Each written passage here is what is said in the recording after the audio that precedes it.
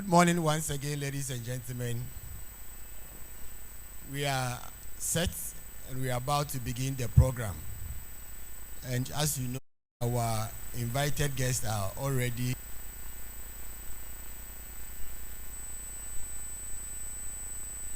invite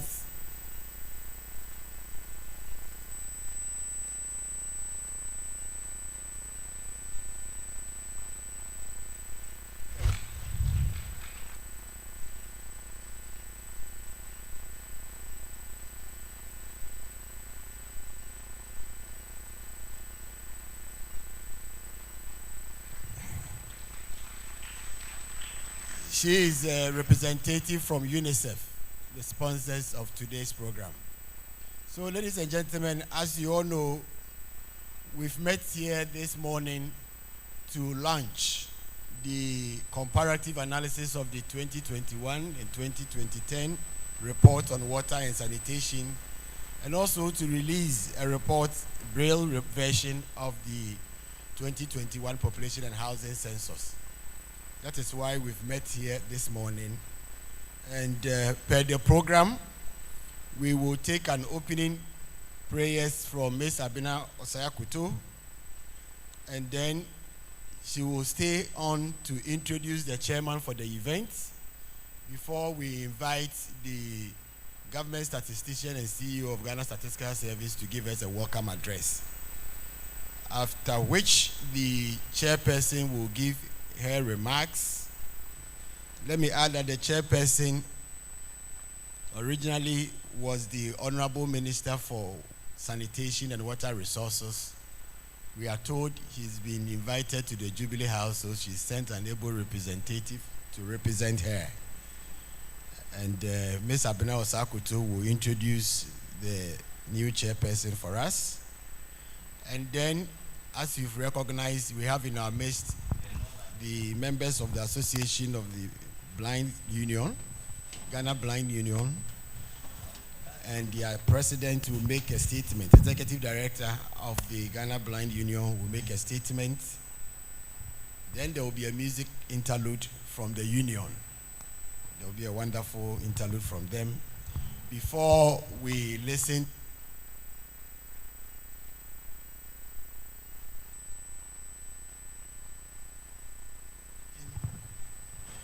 presentation on the water and sanitation comparative analysis, and that will be done by the Deputy Government Statistician in the person of Dr. Faustina Frimpong Engwa. After the presentation, there will be a discussion on the findings, and that will be led by Fifi Bwedi from the Ministry of Sanitation and Water Resources. Subsequently, we will take an highlight on the 2021 population and housing census from Dr. Peter Obina Samoa, who is Executive Director of the Ghana Blind Union. That report will highlight the Braille version of what Ghana Statistical Service has done. And then we will move to Q&A, where we will give opportunity to all members present and those online to ask questions. And then the resource persons hearing guided will provide responses. After the Q&A,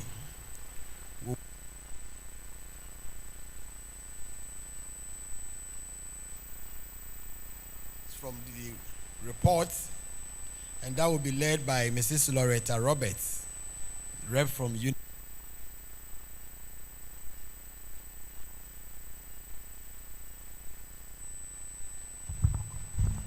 Thank you. When after the reflections, then the chairperson will lead the members of the high table to launch the report. After that, we'll take the closing remarks from the chairperson, and then we will pause. We will not end. We will pause. The Ghana Statistical Service Women's Group have requested to make a presentation on breast cancer for those who will be interested before we take the closing prayer. So we'll pause for the members of the high table who would like to leave, and then we'll continue with the breast cancer presentation. This is the program we have for today, and it is expected that we will finish within 2.5 hours. We will all leave here. So if you agree with me, ladies and gentlemen, we shall invite Ms. Abina Osa Akutu to give us the opening prayer. Please, let's welcome her.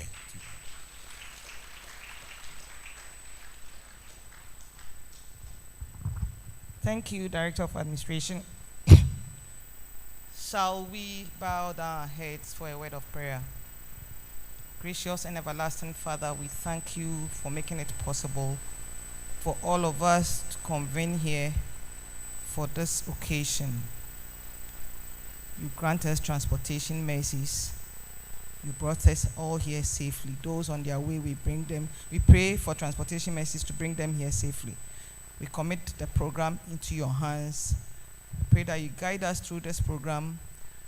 The reports should be beneficial to us as individuals, as groups, and as a country.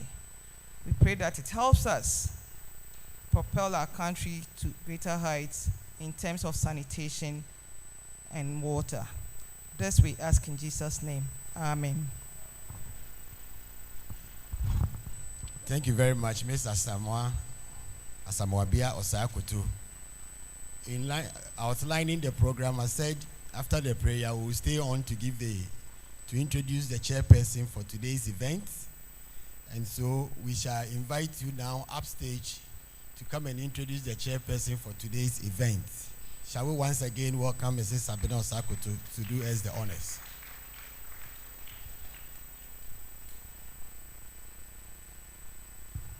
Thank you very much, Director of Administration.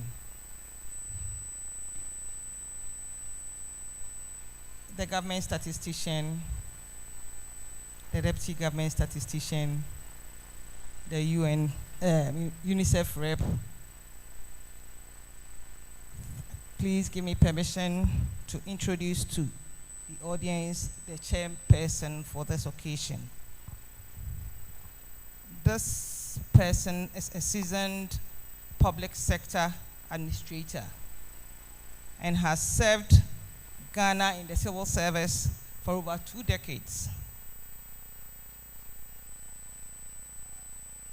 She's worked in various functional directorates and has adopted strong commitments to the values of professionalism, integrity, selflessness, impartiality, neutrality, transparency, and objectivity.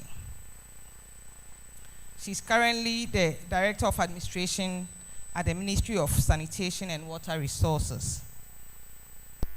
She's also a member and International Secretary of the International Scout and Guide Fellowship, Ghana chapter, and currently the President of the Civil and Local Government Staff Association Ladies Club, which is an arm of the Civil and Local Government Staff Association of Ghana. Please help me welcome Mrs. Patricia Dovi Sampson to chair this occasion.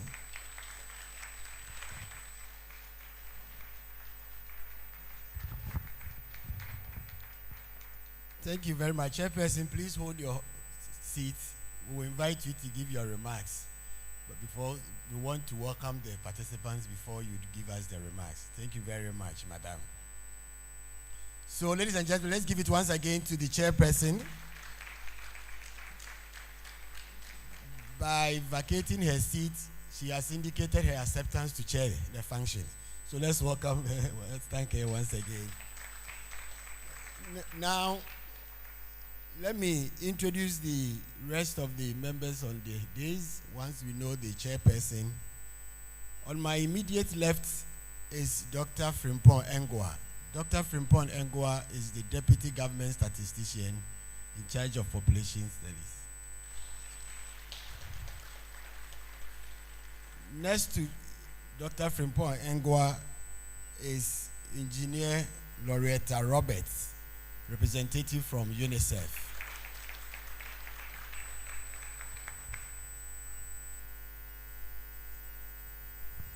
The gentleman who is giving us the signs It's called Clement Sam. So shall we thank Clement for her support? He's providing the sign language. And I'm told if you want to clap, you clap this way in the sign language. So let's do that in support of Clement's work. Now, ladies and gentlemen, I would like to, on the program, we have to take the welcome address. And the person to give us the welcome address is none other than the head of the Ghana Statistical Service, the government statistician of the Republic, and a professor of economics from University of Cape Coast. Ladies and gentlemen, let's welcome Professor Samuel Kwabena Enim to give us the welcome address. He has warned me not to talk plenty, so sometimes I wonder what to say. Thank you very much, Mr. Kojo Asante Mensah, Director of Administration, Ghana Statistical Service. The chairperson, representative of the Minister for Sanitation and Water Resources, our rep from UNICEF, Loretta, thank you for joining us. Deputy Government Statistician, Dr. Faustina Frimpoengwa. Distinguished participants, thank you very much for making time to join us on this special occasion. It is my singular honor to welcome all of you to this event. And within the next 5 minutes, what I intend to do is to highlight the importance of this engagement. Let me begin by saying a very big thank you to UNICEF for initiating this exercise. Ghana Statistical Service has released general reports and thematic reports from the 2021 population and housing census, one of which touches on sanitation and water. We are commending UNICEF because they have identified with us the need to look at data from different perspectives rather than a one-time perspective. So what we did at Ghana Statistical Service was to release the levels of prevalence for sanitation and water, but UNICEF found a need for us to look at trend analysis dating back to 2010 and where we were in 2021, and more importantly, where we are going to be in 2030. This exercise for us is extremely important, and we are hoping that the other UN agencies and more importantly, government machinery would find the need to look at trend analysis for us to assess where we are as a country, especially at a time that we are taking account of the midterm events with regards to the Sustainable Development Goals. So UNICEF, thank you very much, and we're hoping that other government agencies will do that. Distinguished participants, why we are here today, as the Director of Administration indicated, is to share with you two main issues. One has to do with issues around sanitation and water, and the other has to do with inclusivity. This morning, I did an exercise and I want to share with you. I went through the Sustainable Development Goals, the 17 goals, the 169 indicators, and the 169 targets, and the 232 indicators. And to my amazement, and I think it's going to amaze you as well, water is one of the key indicators of the SDGs. 31 times, relative to education, that comes up 28 times, and health, that comes up 30 times. It clearly points to the importance of water in the midst of everything that we do. Key word with the Sustainable Development Goals, one of the key words undoubtedly should be water.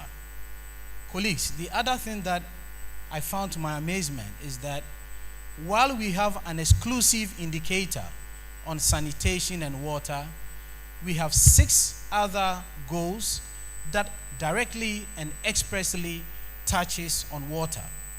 If you go through SDG 3 on health, it touches on water, relates it to maternal mortality. If you go through SDG 4 on education, it touches on water in terms of access to water to our educational facilities. And obviously SDG 6, that is exclusively on water and sanitation. Further to that, SDG 11, SDG 12, SDG 15 all talk about water directly as targets and as indicators. So having water as its exclusive goal for the SDGs, it touches on 5 other sustainable development goals. This goes to support the fact that we cannot undermine the importance of the Ministry of Sanitation and Water Resources. Again, I'm commending UNICEF for leading the process, engaging with the Ministry of Sanitation and Water to be one of the lead government ministries, departments, and agencies that have clear strategy going into the sustainable development goals. And I believe that is what the Deputy Government Statistician is going to share with us. Our interest here is not to come and tell you that this is where we are. Our interest here is to prick the conscience of government operatives in terms of whether we are meeting our targets or not. So the ministry has clear sense of where we have to be at the midpoint of the SDGs, that is 2025, and where we are going to be in 2030. Once the Deputy Government Statistician walks us through that, I believe that is going to be a wake-up call for all of us to go and re-look at the strategy that we developed in 2021 as a ministry and readjust. What we keep saying at Ghana Statistical Service is that when you make a 10-year plan, a 15-year plan, don't leave it to the end of the plan and assess the plan. The importance of statistics is that you review it midterm and you review your targets and where you have to up your financial resources, your human resources to enable you to meet the targets, you do that. Ghana, we cannot leave ourselves behind. Globally, it has been identified of the need to accelerate interventions towards the achievement of the SDGs. And I believe that after today's presentation, we're all going to be part of the accelerator to ensure that we do that. Distinguished participants, before I take my seat, the last thing I want to talk about is our colleagues with the Ghana Blind Union who have joined us. It is a delight for us at Ghana Statistical Service. The flagship statement of the SDGs is to leave no one behind. Inclusivity is our target. We are pursuing the Inclusive Data Charter, for which reason persons who are vulnerable, including members of the Ghana Blind Union, we've brought fully on board. Please help us communicate in absolute terms, not in terms of proportions, persons that we are likely to leave behind. This is the time for us to reap the dividends of data. And for us to reap the dividends of data, we are onboarding all people, including members of the Ghana Blind Union, to tell us where we are, development that we seek to achieve. On account of this, I welcome all of you to this event, and I'm hoping that within the next 2.5 hours, we're going to leave here fully informed of the next steps for the country with regards to sanitation and water. Thank you very much. Thank you very much, Professor Samuel Anims. Let's give it up to him again, ladies and gentlemen. Since indeed it is the time to reap the benefits of data. Distinguished ladies and gentlemen, now is the time for us to take a response from the chairman for the occasion. Shall we invite Ms. Patricia Dovi Simpson to give us her formal address? Thank you, ma'am.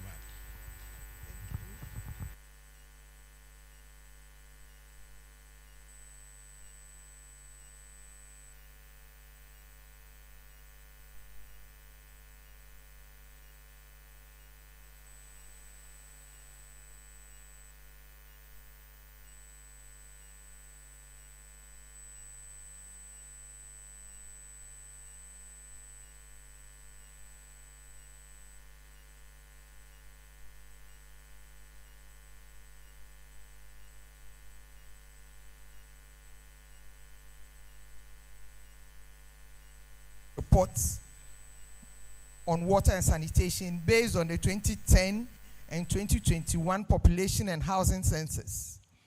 I would like to extend my congratulations to the government statistician and the Ghana Statistical Service for successfully conducting the 2021 population and housing census despite the challenges encountered by the COVID-19 pandemic.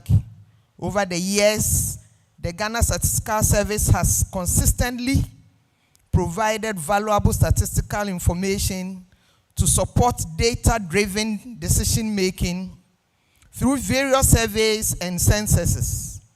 I'd like to express my deep gratitude to UNICEF for their significant financial support through the Government of Ghana UNICEF program, which has made the publication of these reports possible. Distinguished guests, ladies and gentlemen, data and information play a pivotal role in good governance. These reports, following the earlier release of the General Report on Water and Sanitation in February last year, offer detailed data at the district level, which is essential for making well-informed decisions at all administrative levels. As the ministry responsible for sanitation and water, and in collaboration with the Metropolitan Municipal and District Assemblies, we have eagerly awaited these statistical insights. Distinguished guests, ladies and gentlemen, our vision as a ministry for the water and sanitation sector is for all persons in the country to have access to safe and good water and sanitation and sustainable environmental sanitation. This vision is in line with the Sustainable Development Goal 6, which is to ensure access to clean drinking water, sanitation for the well-being of all people in our country.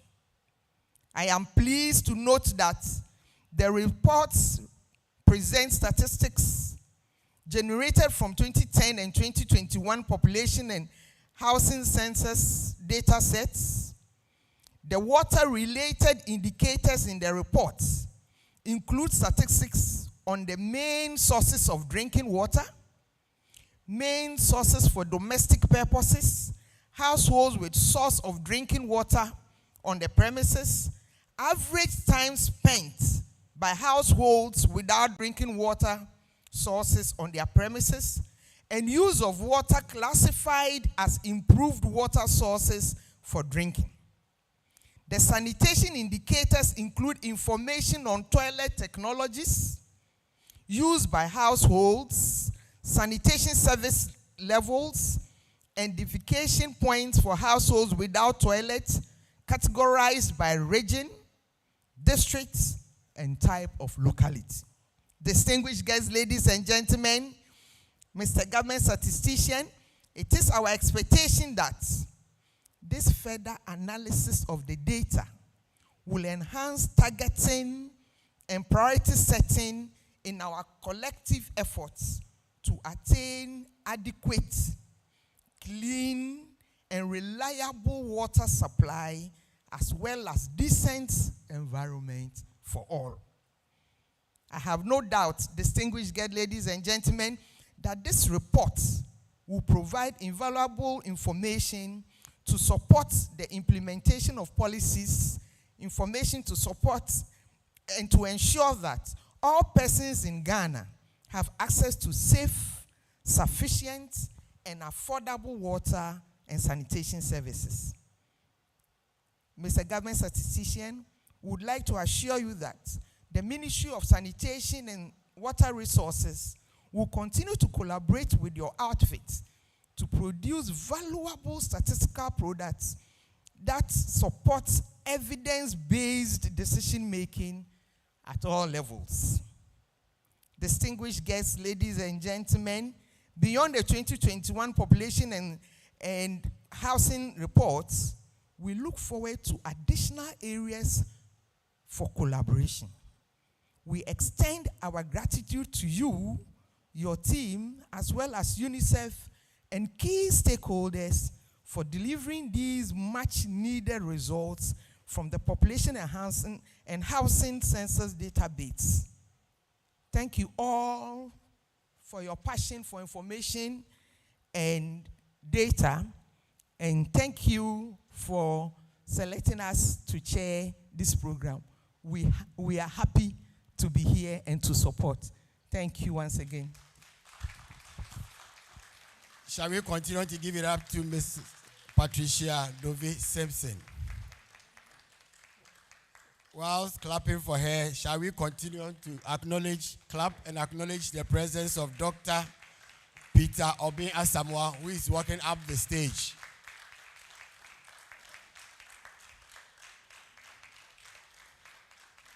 Dr. Obin Asamoah, you are welcome.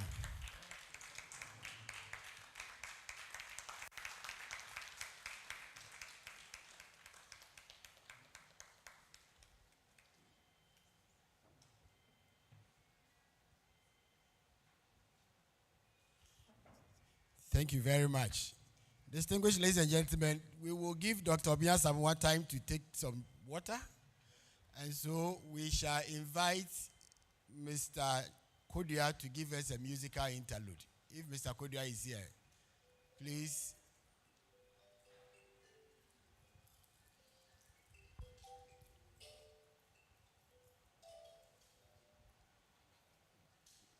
Mr. Kodia is a member of the Ghana Blind Union. Shall we clap and welcome Mr. Kodia?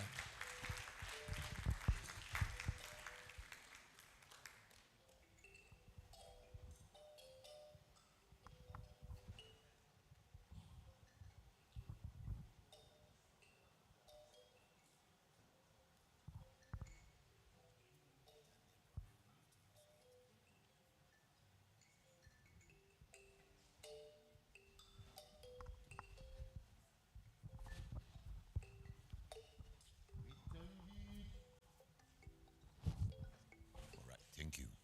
Thank you very much. We thank thee.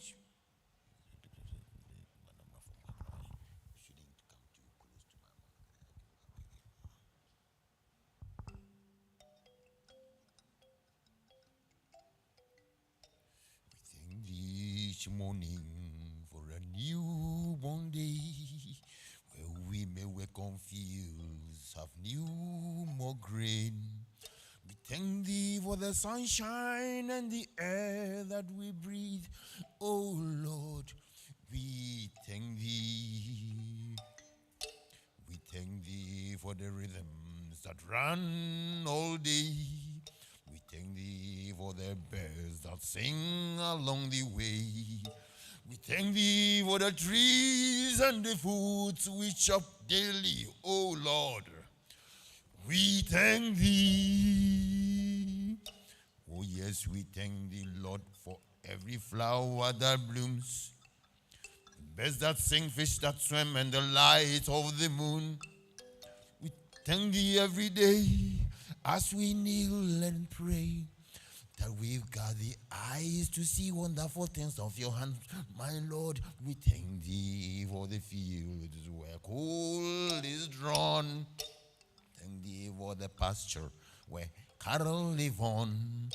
We thank thee for thy love so pure and so free, O Lord. We thank thee. Oh yes, we thank thee, Lord, for every flower that blooms, birds that sing, fish that swim, and the light of the moon. We thank thee every day as we kneel and pray, that we got the eyes to see the wonderful things of your hand. We thank thee for the fields where coal is drawn. We thank thee for the pasture where cattle live on. We thank thee for making the Braille version of the 2021 population census available to all. We thank thee, O Lord. We thank thee.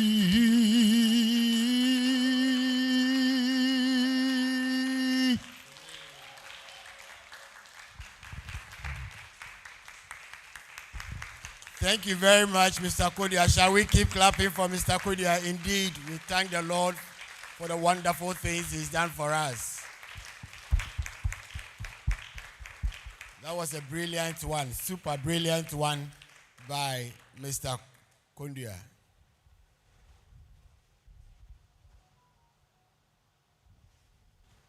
Madam Joyce Nyako Abedo is replacing Clement Sam.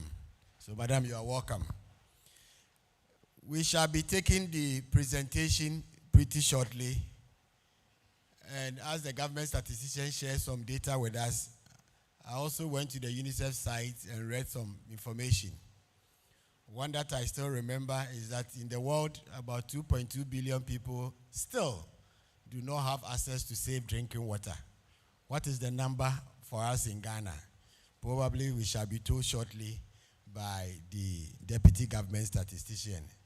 One other thing that I still remember is that there are about 670 million people in the world who still practice open defecation. That has issues to do with SDG Goal 3 and 4, as government statistician said. What is the number for Ghana? What progress are we making in Ghana between 2010 and 2021? I believe we shall be getting that information pretty shortly from the deputy government statistician. So, distinguished ladies and gentlemen, please let's welcome Dr. Faustina Frumpen Ongwa as she prepares to make the presentation to us. Madam, you are welcome.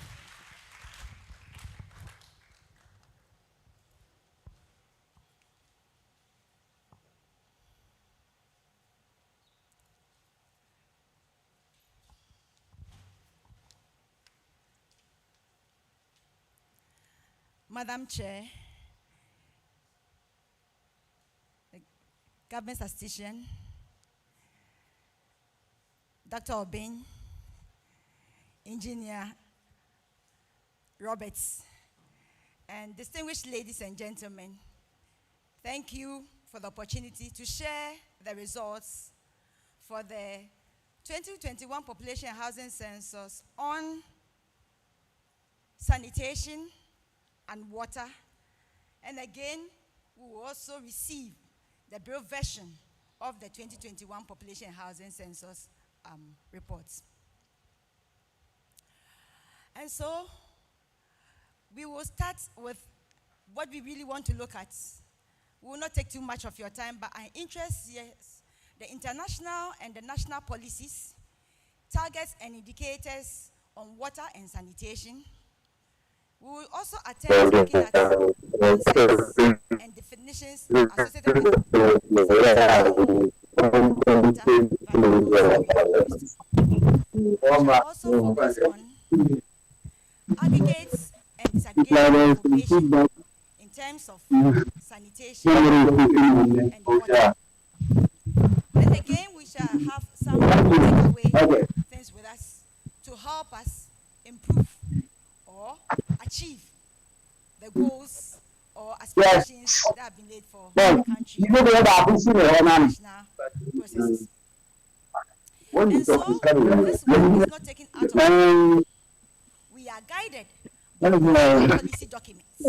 And so we have the Ministry of Local Government and Rural Development Environmental Sanitation Policies that was revised in 2010. And now it's being revised again. And so we will have the most recent version. Then we also have the Ministry of Sanitation and Water Resources, the National Water Policy, also revised in 2021. And so these activities are not guided by us. We also have a document on Ghana development from 2021 to 2030. Let's try to situate the other documents to guide us that the our activity in relation to sanitation and water are not out of pocket. They are set in place to help us achieve. One of the main issues there is that to ensure that there is sustainable water supply, improved sanitation and hygiene services to all Ghanaians, irrespective of your physical location and your economic circumstance. So whether you are tall, you are short, you live in a rural area, urban area, savannah, or Greater Accra, it is their responsibility to ensure that each and every individual has access to sustainable and improved water to help us in our daily activities. Now, there is another key component which talks about the environmental sanitation, and this covers the liquid and solid waste. Safe water, safe and hygienic management of disposable of human excreta, cleanliness of sanitation facilities. For this particular presentation, even though sanitation is very broad, because of UNICEF issues, has to do with human excreta, or the analysis of sanitation, the human excreta. But we still have information on solid waste disposal, which can be found either on our website and also in our census documents that we have.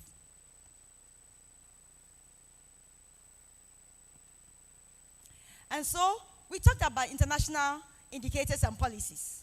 And so just as the government statistician mentioned, water is life. And pandemic, the COVID-19 has made us to understand that water is indeed life. Because every second, wash your hands. Every day, clean your hands. Every that, do that. So water is important. And the government statistician mentioned that 31 of the SDGs indicators or policies or targets focus on water. And so water is critical. Again, unsafe sanitation and lack of hygiene will expose us to things or sicknesses and can lead to death. Then again, we also have an indicator talking about the proportion of our schools that have access to basic water. Again, hand washing facilities as per the WASH indicators and their definitions. So water is important in what we are looking at. Again, the SDGs makes us understand that by 2030, we should achieve universal and equitable access to safe and affordable drinking water for all. Proportion of the population using safe, managed drinking water services. And again, by 2030, achieve access to adequate and equitable sanitation, and then end all open defecation, paying special attention to the needs of women, girls, and those in vulnerable situations, including all of us that are seated here. And so we turn our attention to some definitions that we have used to help us understand this work. So what is sanitation? So broadly, having access to the facility for safe disposal of human excreta, as well as having the ability to maintain hygienic conditions through services such as garbage collection, wastewater treatment and disposal, industrial and hazardous waste management. But as I mentioned, for this particular analysis, we restrict ourselves to one component of it, the human excreta. And so we define from the 2010 and 2021 population housing census type of toilet facility.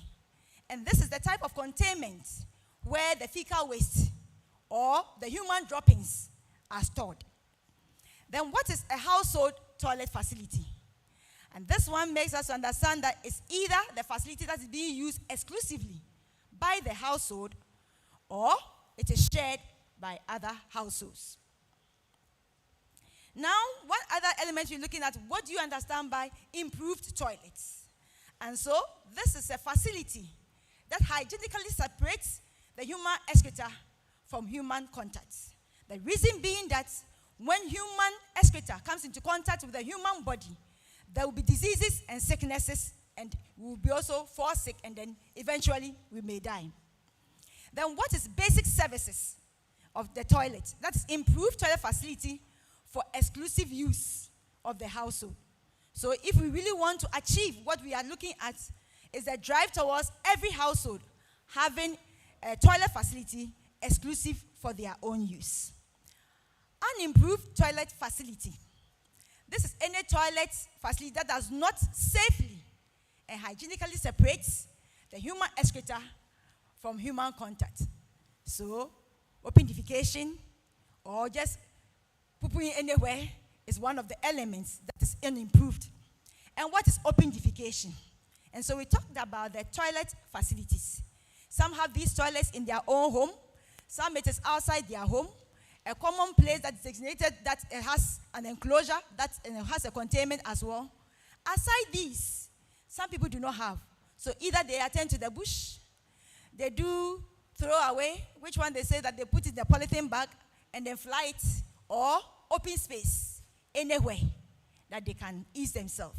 But because sometimes they are adults, they hide either behind trees, rocks, or bushes to be able to ease themselves. All this is open defecation. Now we also turn attention to water. So improved water, that is any water source that is likely to be protected from outside contamination. When the water becomes contaminated, then our health is jeopardized.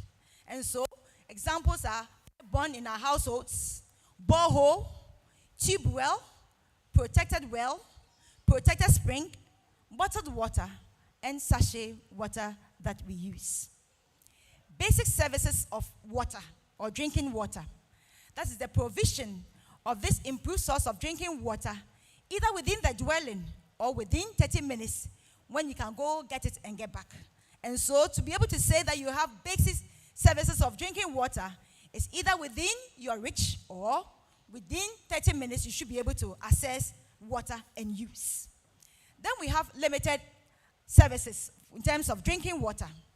And this is where the provision of the main source of drinking water is available but beyond 30 minutes. Then unimproved water. So these are any water sources that are not protected from contamination. And so you can have open well so that the vagaries and animal droppings can fall into it. You can have the vendor provided dugouts. Some tanker services, sometimes the source where they pick the water from also makes it contaminated. The pond and the lake, dam, rivers, streams, that anything that is not protected can fall into it, makes it unimproved water source. And so where do we pick the data from? We draw our source from the 2010 and 2021 population and housing census. Now, under the leadership of the government statistician, now Statistical Service have moved away, whereby we provide producer-centered statistics. So whether it's in PDF, whether it's in the format, whether it is friendly to our users or not. Now our attention has been drawn, or we produce statistics in having our clients, our users in mind. And so our statistics that we generate now are user-friendly or user-centered. And so from the 2021 population and housing census, we have 10% of our microdata available on our website. We have also data available on our Stats Bank. And this is a novelty that we have in our institution, where we have generated over 3 million statistics. And they're all on our online. They are in table formats. You can go in there with a click, generate a table in the form that you want it to suit your need. Not like asking GSS that is this old format or that new format. So it is in there for your use. Again, we know some people are not used to tables and other things. So we have the digitized census atlas. Here, based on the Stats Bank information or the statistics we have generated, we have it also in maps form. So if you're a policymaker, you're a user, and you just want information, it gives you a pictorial form of the data in terms of the shapefiles of Ghana or the region or lower level that you may look at. There is another component that my government statistician is so much in love with. He calls it the rasterized data sheet. This one, we have set it such that information can go down. Most of the time, we give information at the highest level, either aggregates, the regional or district. This gives people access to go lower to that of the districts. Here, it can be by 1,000 by 1,000 meter grid, 100 by 100 meter grid, 500 by 500 meter grid. With a selection of that segment of the area you want to look at, you zoom in and get the indicators or information regarding to that area. But we are mindful of the fact that we are supposed to make information confidential about individuals. We don't have to expose them. And therefore, when some indicators will narrow down and let us point to somebody, then that one we have to collapse it and bring it and anonymize it such that no individual's identity can be revealed. And so we asked our partners, that those who are interested, we collaborate with Statistical Service to be able to help you generate at that lower level and for your use. And again, for those who are doing surveys, you don't need to go to the field any longer. At the click of a button, you can generate this kind of information as you may want it. So we are using these comprehensive sources to be able to analyze or assess the progress we have made.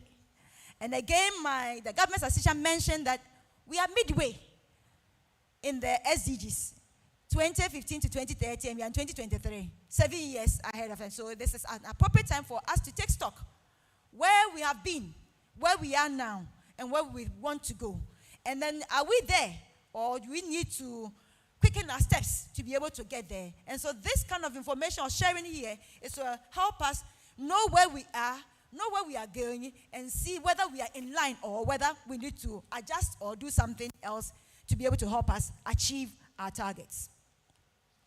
And so the first thing we look at is the use of toilet in households in Ghana 2020 to 2021. And so at the national level, we have the national targets for Ghana is that by 2025, 61.9% of the population should have access to basic sanitation services. Urban targets they've given us that it's supposed to be 64.2%, and rural supposed to be 58.7%. So looking at our data, where are we? At the national level, from 2010, when you talked about improved, and when I talk about improved here, it's exclusive use for the household, and again improved, but it is shared with other households. So the two of them give us what is improved. But what we want to arrive at is where it's being used exclusively by households. So when you look at it, in 2010, we were at 44.9, and in 2021, 57.8. Now we try to look at it and say that, look, this is over almost 11 years. Let's look at it every year. What do we achieve? And so from the results, it shows that between 2010 and 2021, every year, the proportion of households that moved to improved toilet facility use is 1.2%. So if we want to achieve the target of 61.89%, we have 7 years more. Just multiply 1.2 by 7, and then add it to the figure that is there, and you know that either we have achieved it or we are not so close. The urban is growing at 1.34% every year. Households in the urban area every year, 1.34% moved or access the improved source. This alone also cannot get us to the 64 at this pace. And so we have 7 years. And so if we need to reach in there, then let's see what we need to do between the 7 years ahead of us.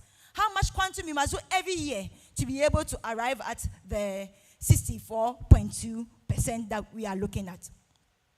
Again, when you look at the rural areas, it was from 37.5 to 46.4. Now, when you spread it over the 11 years from 2010 till now, it means that every year we improve, but it is 0.83%. That's what proportion of households that move on to this access. So, for us to be able to move people ahead, we know that 56% of our population lives in urban areas. But again, this other sizable number live in rural areas. And if they shift by 0.83% every year, then we need to do so much in our rural areas to be able to push us to be able to be in the improved toilet facility that we are talking about. And so we try to look at it in terms of one basic thing is that using toilet facilities between 2010 and 2021 has improved. But the first one that we try to look at, let me go back so that.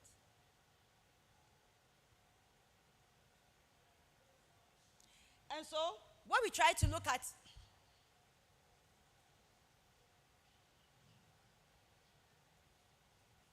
okay. And so the one to the extreme right, what they've written improved. And so this is the percentage difference between 2010 and then 2021. And so what we try to look at is by how much percentage points have there been again between. All have improved. But what is the quantum? Which really gain much. So you realize that those who gain between 19% and more. So when you look at it, Upper West, Northeast, and Central region. This is at between 2010 and 2021. They have moved or improved in this area. But don't rejoice too much. It is good. All have improved. But look at the state as we are in now. That is the one to your extreme left. And so when you look at that one, you realize that even though there have been some gains, there are not so much in there. But those other places that have gained much, improved, or are using the improved source are Greater Accra, Central Region, Western, or you see it hovering around the southern half of the country. The northern half are making progress, yet the progress is not as much as we want to see if we want to drive the targets that we are looking at. We also looked at exclusive use because that is where we want to drive at in the long run. And so between 2010 and 2021, when you look at the regional distribution, you can see that Greater Accra, in terms of the exclusive use by one household, the toilet facility for that only household, it has improved as compared to the others. But here, when you provide information, either at the regional level, there are some kind of, you mask the information. And so when you go further to see what is happening within the districts within that region, you may see that all is not rosy, or it's not all that is enjoying that you are talking about. And so for the exclusive, when we talk about the shared, so the percentage difference between the other areas, you realize that those that have gained much, still the upper west, northern, have there, they've gained something there. So some activities have gone in there between 2010 and then 2021. Even though we are saying that when it comes to the current state, much needs to be there, but we need to encourage that what has been done, that has been brought about some improvement. If we increase those activities, we may move forward. But that's not that currently we are still behind the target that we are looking at. And again, for the exclusive use, you realize that even though Greater Accra is giving us the best result, look at it and see that in terms of the change as well, Northern region, Northeast is almost the quantum of the change or improvement is almost at par to that of Greater Accra, 12.6 and then 12.8. But because the base in Greater Accra is bigger, you see the drawing in there. And then even though that maybe have been smaller in the maybe Northeast, you see the other information or the picture that is coming out there. Now we talk about use of improved, because our focus is that how do we move our households to the improved? And we talked about the best will be exclusive use. But yet there's another portion of it that is also improved, but not yet being used only by the household, but can be shared by other households as well. And for that one, when you look at it, the distribution shows that Eastern region is the one that have gained that much between 2010 and 2021. So when you look at it, it is 43.2% from 36, some almost 6.2 thereabout percentage point increase over the period that we look at. Now, when you look at it, you may think that, oh, Eastern region is really doing well in terms of improved and shared. And Greater Accra is doing very well in terms of exclusive use by household. What is the picture like when you go down to each of these regions to see the district variation or inequality or disaggregation there? So you realize that even though Greater Accra seems so good, look in there that you can find that Ada West, when others for exclusive use, some as high as let's say 61.7 in TMA in other places, Ada West is 8.2. Yet when you take only the regional value, you will say that the whole of Greater Accra is doing well. And so we should not just take one policy and put in there. Greater Accra is doing well, yet there are pockets that are not too good. Ashama, Adan West, and Adan East are not looking too good, as we may look at. Now let's turn attention to Eastern region, where we have, let's say, the improved but shared. It was the highest gain between 2010 and then 2021. Again, let's look at the distribution. Yes, there is some improvement, but you can see that it is not rosy there. Where Achase or other places are having 50 point something, other places are having 18.2 or 18 point. So, yet, if you look at Eastern region in totality, you think that Eastern region is moving up, but yet at the district level, there are some discrepancies, and so the ministry can look at it, and then we will have targeted interventions, so not one size fits all. And so we will look at the use of unimproved. And then it has, between the 2-time period, it says that the use of unimproved, when you look at it in terms of the figures that we have at the national level, it is, though small, but it has moved by 0.3 percentage points that have worsened.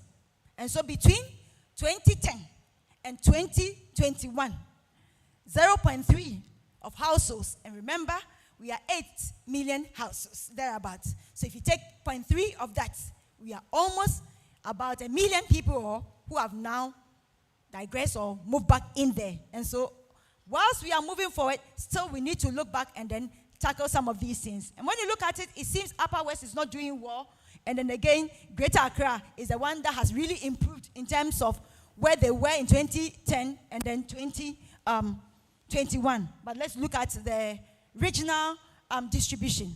So even though it looks at Upper West is not doing that well, but when you look at it at the district level, Namdam is worse off, but Sisala East is kind of very small in there. And so even though in totality you may say that Upper West is the one between 2010 and 2021, unimproved has increased in there. When it comes into the districts inequalities, there are some inequalities in there. And again, it's more worse off when you look at it at the rural level. And so it means that there are more kind of rural areas in there that we are looking at that we still have to address. So we should not just take the regional value, but maybe there are other things that are driving it as well. Although Greater Accra looked best in terms of the change between 2010 and 2021, yet within in there are stark revelations. And so Adan West, while the whole region was moving from the 2.8 and came down to almost 0.7, Adan West has 67.4. And so when you look at it, it looks at some of the districts, especially those that have rural areas, part of them still need some efforts to be able to help us arrive at where we want to go. So we are not there yet. And so this is the regional distribution for all, but we've gone to show what in there. So no toilet facility. Let me go back and then maybe explain. So no toilet facility between the two periods. You realize that there have been a little improvement from 19.3 to 17.2. So the proportion who were having no toilet, we have gradually improved. But if you want to achieve that target, that there should be no open defecation. So if you don't have a toilet, where do you go? It means that you do it somewhere. So that somewhere is what, so 17.7 people do not have it. Invariably, these are the ones contribute to the open defecation. Now we try to look at it.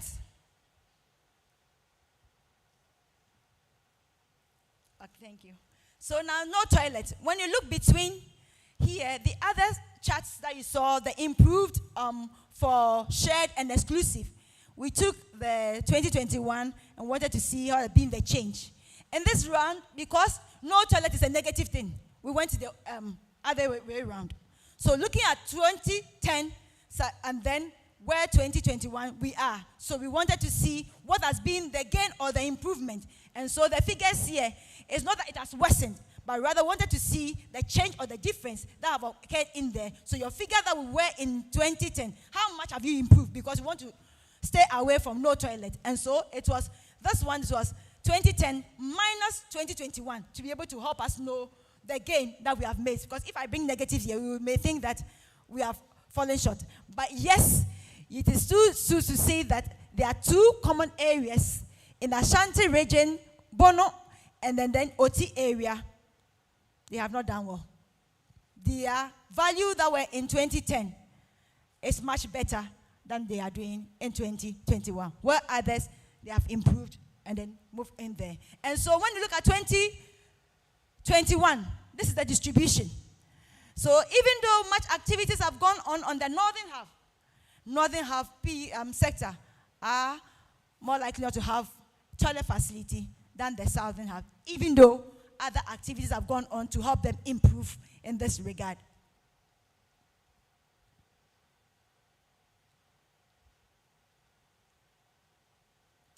so we look at defecation points. And so those who didn't have the toilet, the 17.7% that didn't have the toilet, where are they using? And so bush, open field or gutter.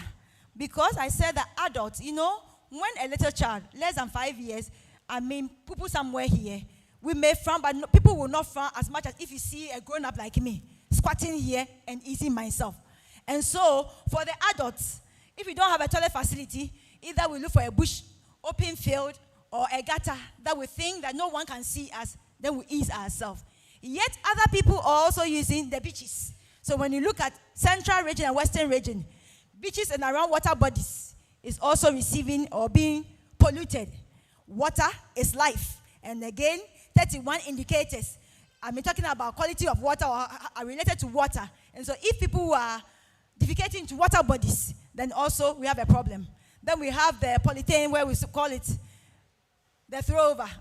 So people take a polythene, ease themselves in there, tie it, and then drop it somewhere. But remember, and then chamber pot. But these sources, whether in the bush, whether along the beaches or the water bodies, whether it is polythene, whether it's a chamber pot, we are still not improving the quality of life. Where you will go and drop this, where you go and the end result, where you put it, it is not separated from human contact, and therefore we may pick up diseases and sicknesses that in the long run we all may find ourselves, will die or something will happen to us. And so the targets that have been set, that one of the targets that we should improve to the 64, whatever, we talked about it. But one of the main things is to end open defecation by 2030. Where are we? And so when you look at it, Gan East, Adentan, and then let's say Gan North, when you look at them, no toilet. They have the smallest proportion that don't have no toilets. Maybe some target interventions can easily push these ones out of that zone. But when you look at Bongo, Pru West, Northeast Gonja, Gushegu, Karaga, Wa East, Gonja North, Nabdam, Brungu Manduri, and the Sechafran Plains, you realize that we are nowhere near where we are going. As much as high as 8 out of 10 or 7 out of 10 still do not have toilet facilities in these districts. And then when you talk about the improved, Gan East is doing well at 54. But if you are talking about that we need to move all the urban areas to 64, then your 54, your 52, your 50, and all those ones, we need to push up to be able to see. We have 7 years ahead. What do we put in place to ensure that we move to be able to achieve this target if we want to stay within the development targets that we have for our country? Now we turn attention to water. Water is life. And so we looked at the main source of drinking water for the households between the periods. And so between 2010 and 2021, there are 3 main sources of drinking water. Either it's from the public standpipe, or the borehole, or sachet is what a lot of people are using as their main source of drinking water. How sustainable is this? And where are we moving at? If we want that by 70% of these should be able to have basic access of drinking water, then we also need to move up our game in that regard. But it looks rosy, a little better here than the sanitation component. Then apart from the main source of drinking water, we use also water for our laundry, for our cooking, for other things, for washing, for cleaning, and other things. So what are the main sources of water for domestic use within the time frame that we have? And so here too, at the national level or total, we have, let's say, 55.6, and then the rural is 49.4. And so that is pipe-borne water. So that's used, this pipe-borne water, for other domestic use. This is the distribution. If you want to have sustainable water, that everybody will have access, regardless of where you live, then we have to lift up our game in terms of how we package our water to be able to allow our citizens to have use of water. Then households that use improved source of drinking water. And so households are not homogeneous. We have male-headed households and we have female-headed households. So households that look up to the male as the the one who gives direction for the household. And we realize that men sometimes have more money than women, but when it comes to well-being and quality of life, female-headed households fare better than their male counterparts. And so between 2010 and even 2021, even though that proportion of male-headed households have also improved, female-headed households are slightly over the edge to be able to use improved source of drinking water in here. So let's encourage everyone that water is life. And again, can be that because women attend to these health needs of people. And when the bed, if you nurture people, you better give them the best. Otherwise, when they are sick, the branch will lie on you. Then the country target is that 70% of the population must have access to safely managed source of drinking water. How do we fare? And so we look at it because they're safely managed. So it means that it's supposed to be within 30 minutes to be able to get the water. So the first part is that we look at is welcome. The first part we look at is source of drinking water that is on the premises. And so we realize that 53% have their source directly on their premises, but yet there is some kind of distribution or some kind of inequalities. Look at Greater Accra, 88.9, almost 9 out of 10, every household have this water on their premises. And look at Northeast, barely 1 in 10 have water on their premises. And again, when you look at the urban and rural, then you realize that even in urban, about 7 of households have it on their premises, but the rural is barely 2 out of 10. And so if we want to not leave anybody behind, to ensure that we have water within that reach, then we also need to look there. So this one is when it is on your premises. Let's look at when it is within the 30 minutes that we talked about. And so at the national, when we talk about the average time it takes to assess main source of drinking water between 2010 and 2021, we realize that nationally, it takes 19 minutes to be able to get water within these areas. But this is not uniform across board in these areas. Take Ashanti region is 13. Take my region, Savannah, and that is, we are beyond the 30 minutes that we are talking about. And so when you take Savannah as a whole, we travel longer distance to be able to access water. And it's beyond the 30 minutes that we have targeted for ourselves, that 70% should be able to access within the 30 minutes. We go beyond even other region. Now we did a ranking. And so you realize that when you look at the 16 regions, Greater Accra stands out. So you can see from here, and then the list, the west will be my region, Savannah. But let's look at the district when we take the league. Even though Greater Accra seems to be the best, look at Adan West.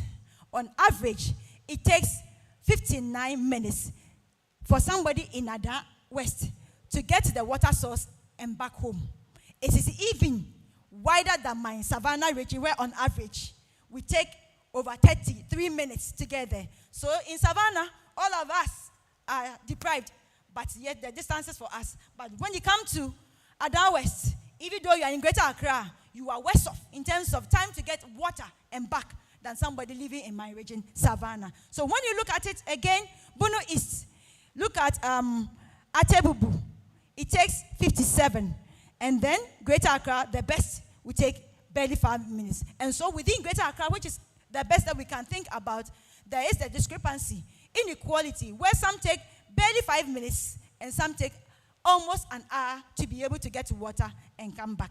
Are we reaching our target? And so let us not give maybe interventions that is one size fits all. Let's go within at the district level to be able to know what kind of measures can be put in place for us to be able to achieve that 70% that it should be within 30 minutes to be able to get water and get back. And so we turn attention to the use of sachet water by households by type of locality. And so between the time period, we realize that it has increased more than 3 times or almost 4-fold between the national from 9 to, let's say, 37%.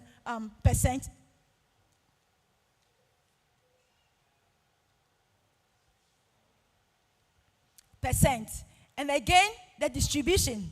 Look at all those, when you look at it, those of you in the southern half, or more urbanized areas, you are the ones that patronize the sachet water. Those of us in the rural areas will drink the other sources.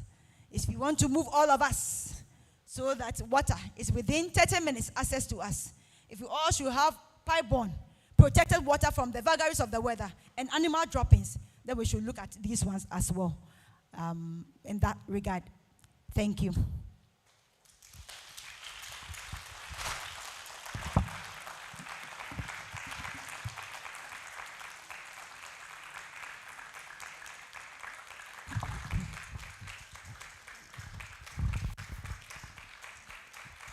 Shall we keep clapping for her till she takes her seat?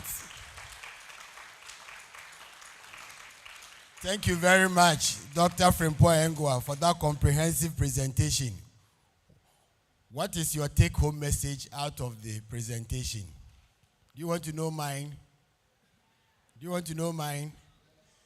We should see the men household to women, because that will give us better life. So when I go home, I'll ask my wife to be the head of the household, so we all live longer to achieve SDG Goal 4. Do you know the other one? I'll ask yours, so keep yours. Distinguished ladies and gentlemen, let's thank Dr. Frimpong Engwa for the wonderful presentation once again. I took note of one thing. It says 17.7% of households are still openly defecating. And then he mentioned Ada West. And in Gom Prampa, I said, I'm not surprised. I spent the weekend there and I saw it direct over the sea. Early in the morning, I saw the people all walking towards the sea. I said, hey, how can we invite tourists and then we see this every early morning? So those in Ada West and in Go Pram Pram, Helen, tell your people, be an advocate of stop open defecation. To help us understand the presentation better, give some highlights to it. We would like to invite Fifi Bodi to present some discussions on the issues with us. So, ladies and gentlemen, let's welcome Fifi Bodi as he walks upstage.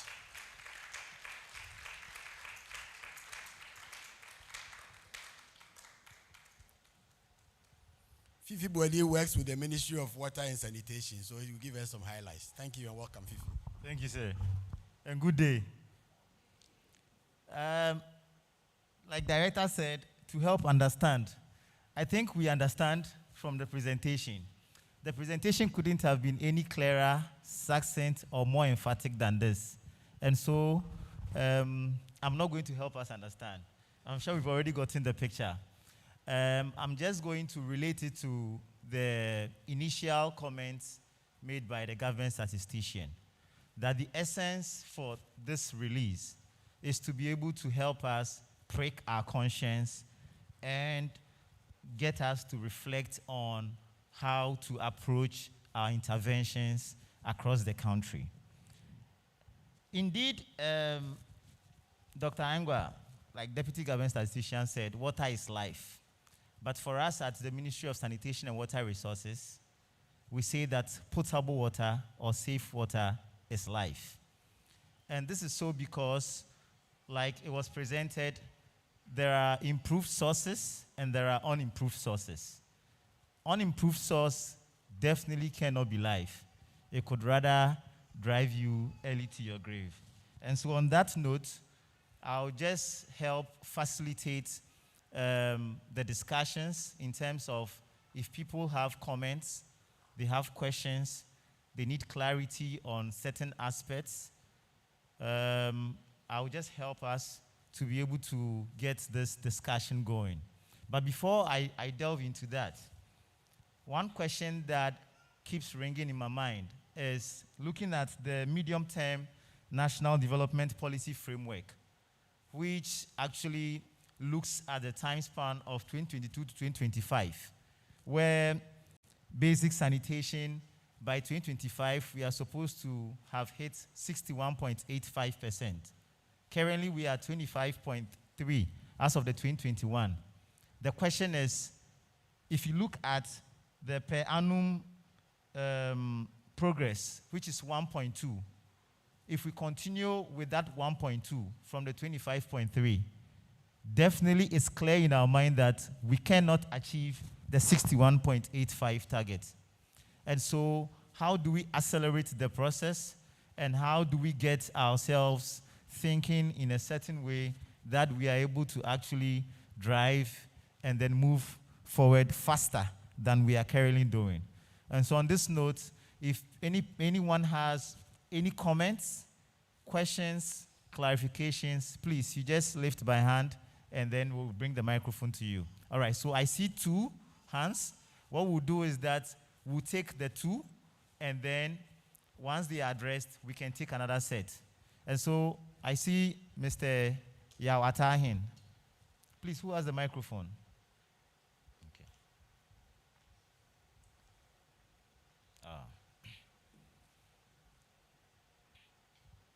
So Steve, you give Mr. Yawatahin first, and then we go to Israel number 2.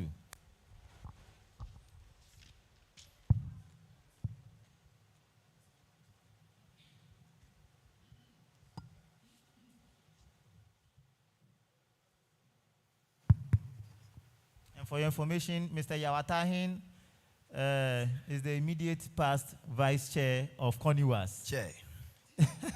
not vice. Forgive, sir. Thank you. Thank you. Thank you very much. First of all, let me thank the Ghana Statistical Service so much, and all the partners who made this census possible. For me, I think this census report provides us with one of the best in terms of information. Very rich, and it has been very, very useful to some of us as sector practitioners. I have 2, one for clarification, the other is a concern. The first one is to clarify the 17.7%, because I see no toilets. How did we determine that if people have no toilets, then they practice open defecation? Is there a certain clarification to that? Because if I don't have a toilet facility at all, I could be sharing, I could be patronizing a public toilet.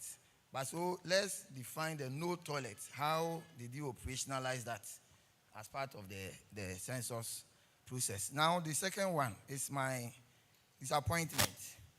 You know, in the water, sanitation, and hygiene sector, the approach is an integrated one. And therefore, you can provide access to safe drinking water. You can provide access to improved toilet facility. But if you don't provide access to hand washing with soap and running water, that is the hygiene aspect, it is not complete. And so my disappointment is in the fact that the report doesn't provide anything at all on hygiene or hand washing. That is a major missing link for me. And it may not be the fault of the Ghana Statistical Service or even the ministry, but all of us. But especially in the midst of COVID, when this report was done, I mean, one would have expected that hand washing or hygiene would have been prioritized. And so going forward, I will advise that under no circumstances should we have a report on water, have a report on sanitation, and not have a report on hygiene or hand washing. But overall, thank you very much. I mean, it's a very rich. Thank you very much. So it goes to Israel, yes. Thank you very much. I would also want to congratulate the Ghana Statistical Service and the ministry for this. I think this is an innovative way of bringing solutions when you have 2 different institutions coming together, and I think it's very good. And also, the information that has come is very, very good. My question is, are we able to give deeper meaning to what we have seen? Can we link, are we able to tell what is happening in the regions where they are recording higher rates and higher improvement to other places, to activities in other places, so that we can say that because 1 or 2 or 3 projects or interventions are taking place here. That's why we see these figures. So that in looking for solutions, we can easily tell that we can either replicate, copy, and paste things at other places. Because otherwise, it makes the ranking a bit biased. Because if similar activities are not happening in every area, when you rank, it makes it a bit difficult. That's my first question. And then the second one is an appeal. I don't know whether we'll have such a detailed comparison for solid waste. A bit biased because I'm coming from that area. So these are my questions. Thank you very much. Thank you, Israel. Anyone? So that maybe we add the third one. Okay, yes, Engineer Henrietta. Thank you very much. And I must say it's a very detailed and elaborate presentation. My name is Henrietta Oseitutu. I'm a sanitation engineer. So I think that one of the first things that we were taught when we went to work in the ministry was there are 3 main thematic pillars when we are talking about WASH. The first one is safe excreta disposal, which the report has clearly worked on or really detailed safe excreta disposal. Then the second one is the hand washing with soap, which local donor, Mr. Atahi already mentioned. Then the third pillar is household water treatment and safe storage. So I think that third pillar is also, I didn't see it in the presentation. Maybe it was captured and it wasn't really part of the presentation. So that's something that would also be very interesting to look at. And then the second comment I have is it's quite, it's revealing, but it's also not surprising because it appears that the improvements are linked to areas where wealth is higher or income generation and wealth status is good. So maybe it would be interesting to get some access on the micro data to be able to triangulate or transpose this data, especially the one on the maps, to the areas and their income status to really give us some understanding or really confirm this assertion that income is a core contributing factor to the progress that we are seeing on WASH. Thank you very much. Thank you so much. All right, so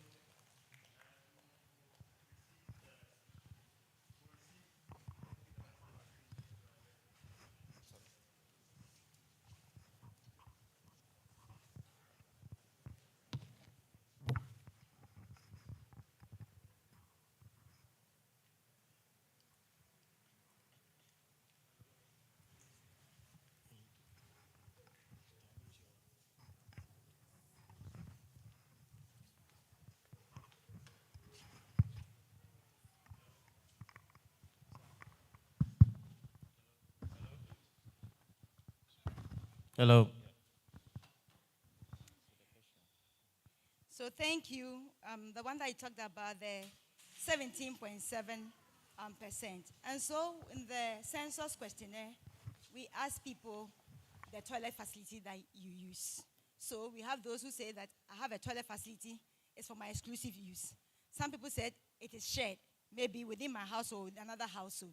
We have those who patronize public toilets, whether it is flash pool, whether it is whichever, but it's public. And we have those who indicated in there that they have no toilets. And so even if you had a public one, or you shared, or you went to a neighbor's house, you indicate it in there. So these 17.7 are those who indicated that they do not have this toilet facility. Again, you talked about the hand washing thing. Thank you for drawing our attention. This one was the population and housing census. So we decided 2010, we asked some questions about sanitation, but in 2021, we delved deeper in looking at the containment and other things. But again, within the census, people said if you have a household size of about 5 people, it takes over 1 hour, 45 minutes to administer our questionnaire. And so people were really like, there are a lot of things, but what you've said is very useful. And again, we are currently about undertaking the Ghana Living Standard Survey. And so there, we can go into detail about in terms of the health, the hand washing, and all those ones. But this one gives us a picture, and all those things that are coming up, we pick it and delve into detail in other areas and segments that we can look at it. So we'll look at the hand washing as a component of it. And again, this year round, the Ghana Living Standard Survey round 8, we are having education as a main body. We decided on this education as a main body because from the 2021 population housing census, we realized that about 8 million people subjectively says that they cannot read and write with simple understanding.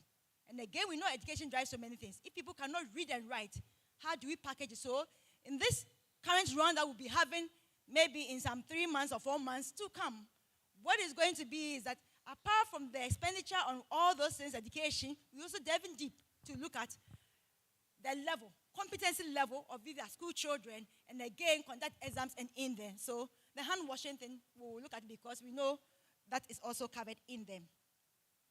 Then it said,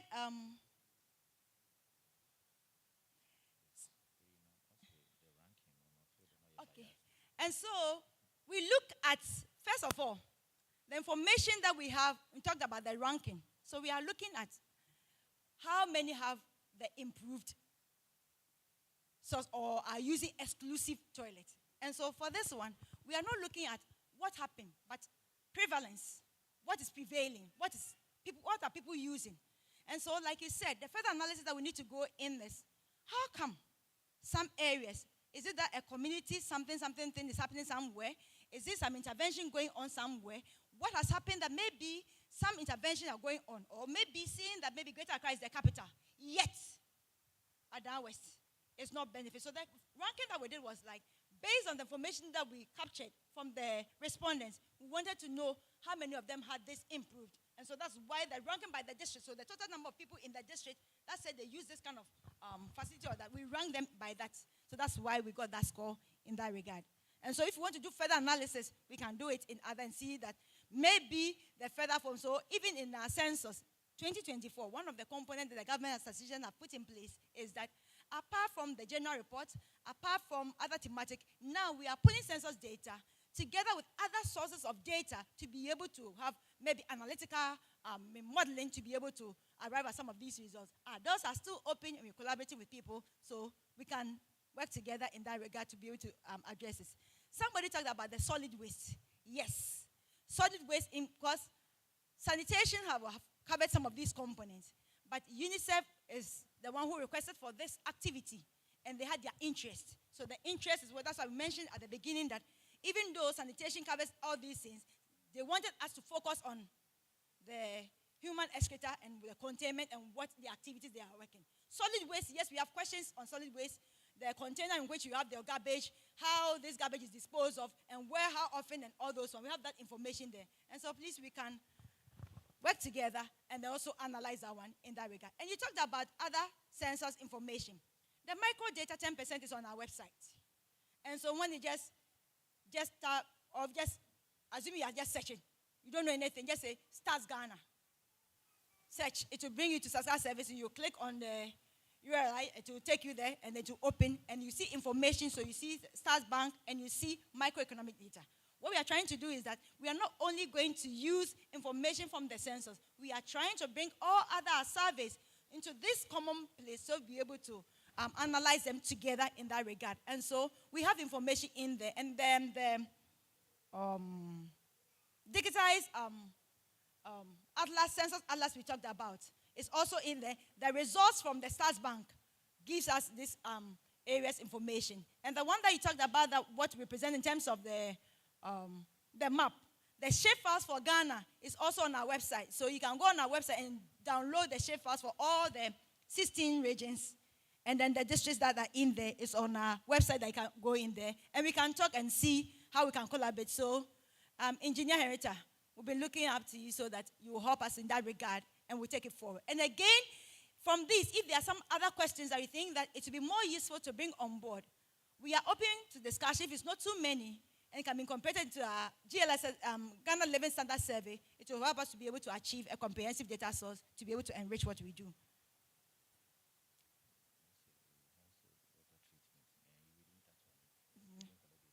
Okay. And so the other question was on household water treatment. And so when you take out, we do not only conduct census, we also do the multiple indicator cluster survey, we do the Ghana Living Standard survey, we do the demographic and health survey. In those household surveys, we go into detail and be able to see the quality of the water and then say whether you add anything to treat this water. But in the census, we do not talk about the treatment. And so we can look at it in the superimposed in the other surveys to be able to do this area estimation, to be able to cover the information that we are looking at. So we can collaborate in that regard as well and then look at it. And somebody talked about the income status. And so maybe that's what we are seeing, because it seems that my region, Savannah, is not performing too well. But sometimes it's also disheartening because when you talk about NGOs, every NGO, they say the northern regions, but what is happening? And so we need to go further, right? And see whether indeed, is it the income or is it because that these incentives are being concentrated in certain areas than other areas, so that we can also look at how we redistribute resources. And for that one, the best person will be my professor. He's a professor of economics. Me, I just do numbers. So he'll be able to lead us more in that regard. So, Prof, if there are other things to add. Thank you. Thank you, DGS. Please, a round of applause. So, are there any further questions, clarifications? Okay, so maybe before I take further questions or clarifications, the moderator has actually vested some powers in me to invite our panelists to occupy their seats on the days, so that we continue with the questions. So, Mrs. Roberts, please, you are needed up here.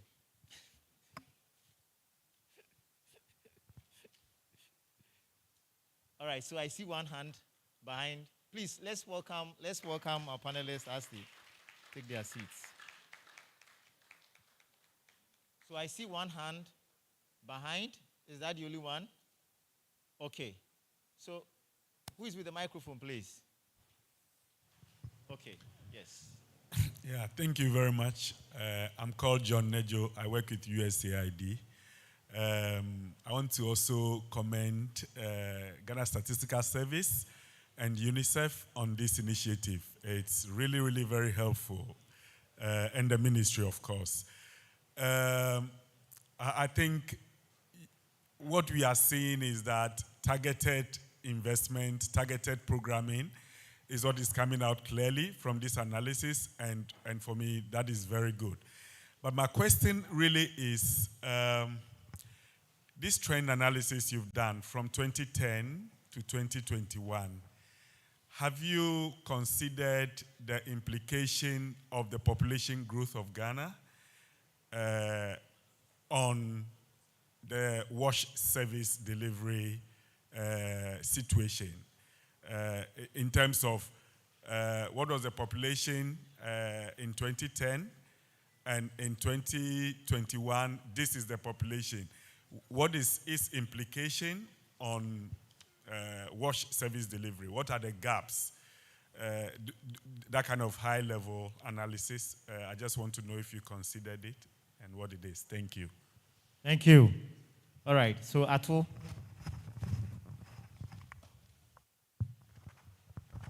Thank you. My name is Atul Kwaminas, and I work with Trend Group. I think this presentation has been very insightful.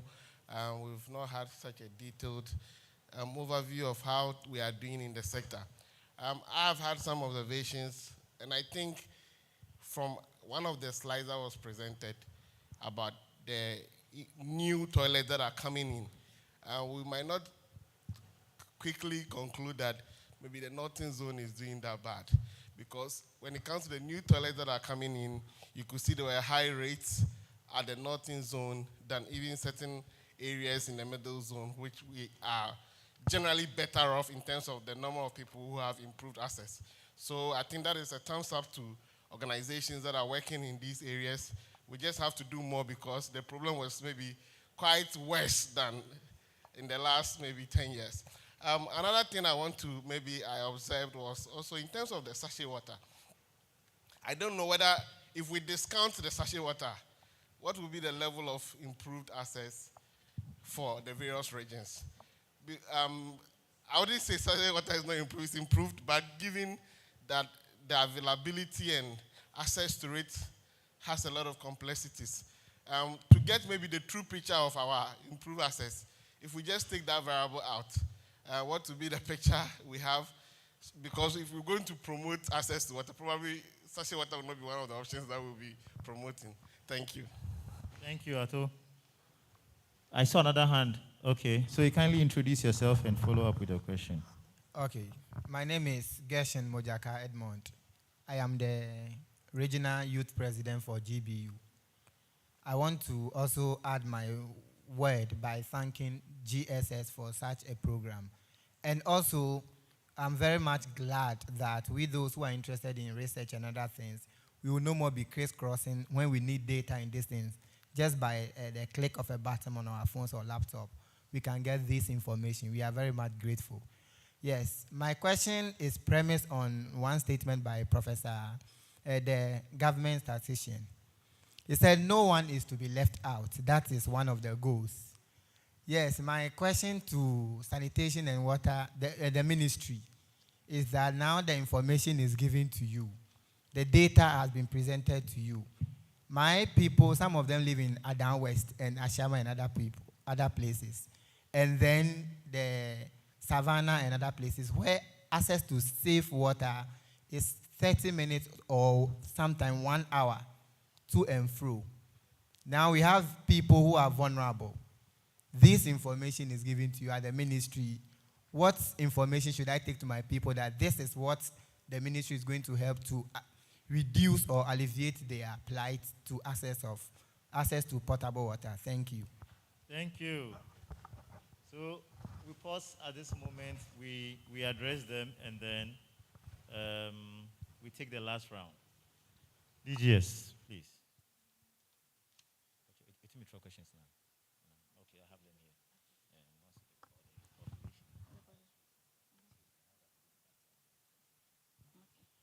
And so, USAID, thank you. And the question is the population change and other things. And so between 2010 and then 2021, the annual growth rate for the entire population is 2.1%. Now, when you take the number of households, 2010, it was a little over 5 million. But in 2021, 8 million. So when we take the plus or minus, it's about 2.4, there are about million, that addition has taken place. Let's divide this one by, let's say, the 10.75 years, because 2010 census was done on March, 26th March, and then 2021 was in June.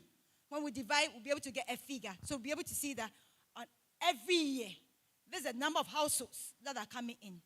Again, this number of households that are coming, we need to find out, is it a new household or an entrant to somebody's household? If they are new households, how are we making provision for these amenities or facilities in there, in the community? And so, since we are pushing for exclusive use, that basic sanitation one that we are looking at, so we should be able to look at, maybe take a region, the number of households, then we can look at between the two time periods and see whether the pace at which the population or the households are growing, whether access to facilities or amenities are also growing in that regard. And then maybe we can also look at the housing stock, because sanitation or maybe where the toilet facility will be is part of the structure that you may have. So maybe what do we put in place that when people are building a place to lay their head, this is one of the important things that we should put in there. And so we can do further analysis to go and see and then run analysis by that. So thank you for bringing that one up. I think that we'll take it up and then break it down in that direction as well to see how it will help in that regard. Thank you. And so somebody talked that if you discount the role of sachet water, so sachet water is about a third, right, of the entire households in Ghana at the national level are using sachet water. For borehole and then the tube water, 17%. If you take the public tap, it is 12.7%. Pipe-borne water in dwelling, 7.4%. In fact, I need to add this improved one to be able to give you the figure. And so if I'm a rough mental, if I take the 17.7 that is 18. If I take the public tap, that is, let's say 13%. If I take the borehole, that is 8, so 13, 8, 21, 21 plus my 18. Then, so sachet water is about half of that we are talking about. And so if we discount it, then that's why we mentioned that we still have some room to be able to work. And that is at the national level. But when you take it, let's say, at the regional level, I mean, pipe bond informs some of the big regions are way above the sachet water. And so that's what we look at it. And so again, we can take that one and discount and see what should be the progress that we have there. So that's another table that we can generate and put it out there. So thank you for bringing that out.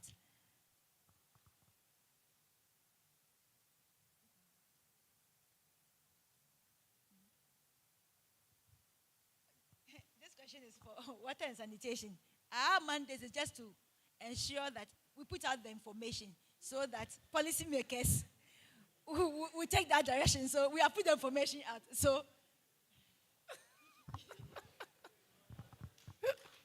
Thank you.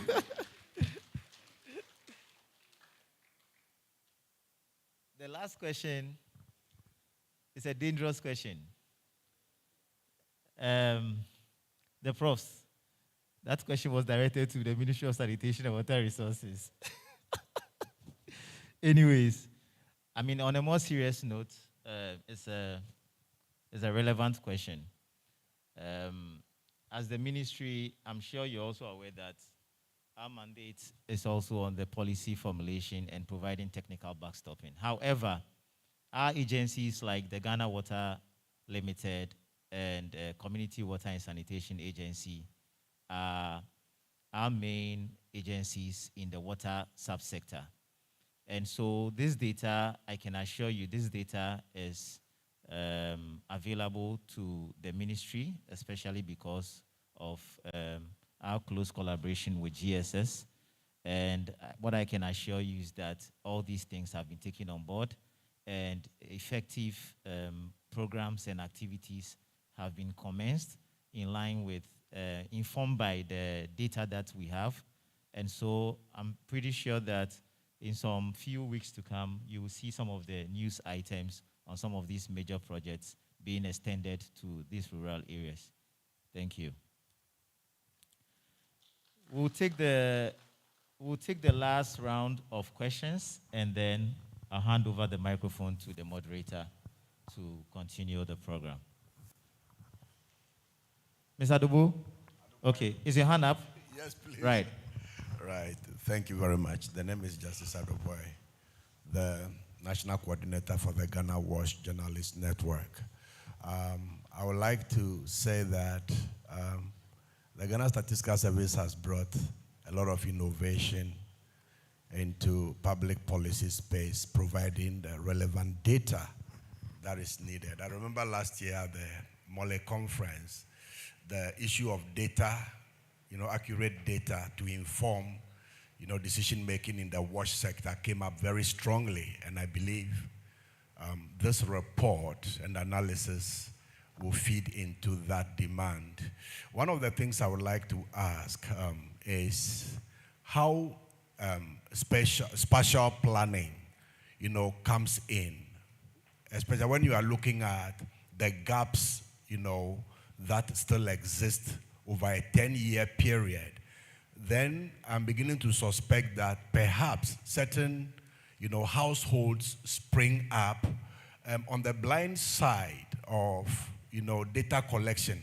So how does spatial planning come in to project for the sector to know that this is the rate at which we've been growing, and over the next 10 years, this is the rate at which, we are going to grow with households springing up, so that, how do you put it?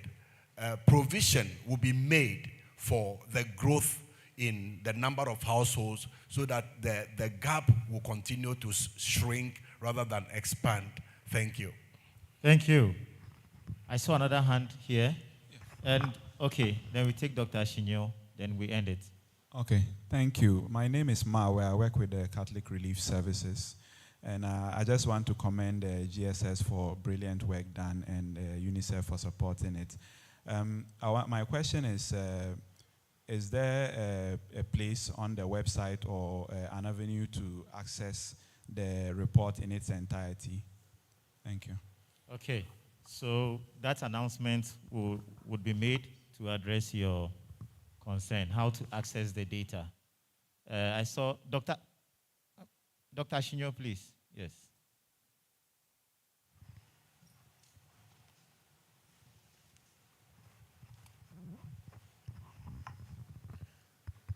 Okay, so thank you very much for the presentations. Very detailed analysis. I think colleagues have already underscored that point.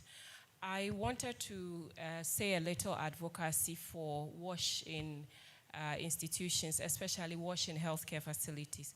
Sorry, my name is Mary Ashinyo. I work for the Ghana Health Service as Deputy Director responsible for quality assurance. So I double as the national focal point for WASH in healthcare facilities. So the Ministry of Sanitation and Water Resources is doing a good job at the coordination. So when I was coming to this meeting, I was also expecting to see something on WASH in health. The leaving no one behind mantra is the universal health coverage, of which water and sanitation is one of the 8 elements. So WASH is not an end by itself, but it is a pathway to health, to human rights, to justice and social services, etc.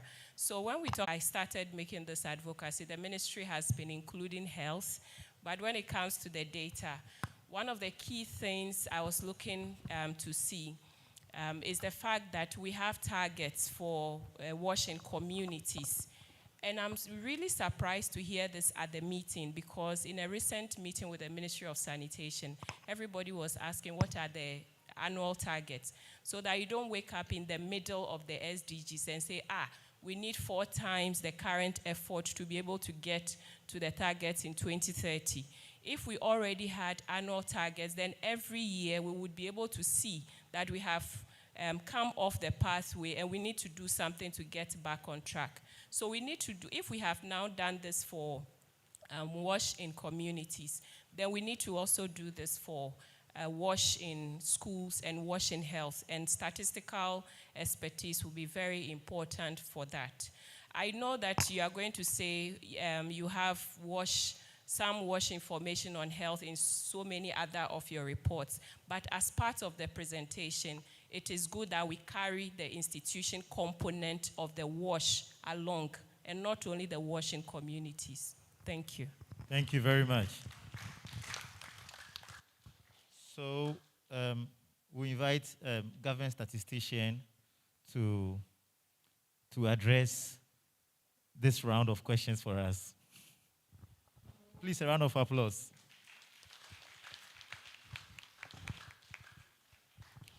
Thank you very much, Fifi, and colleagues. Thank you for the questions. They have provided us the opportunity to delve deeper into the issues.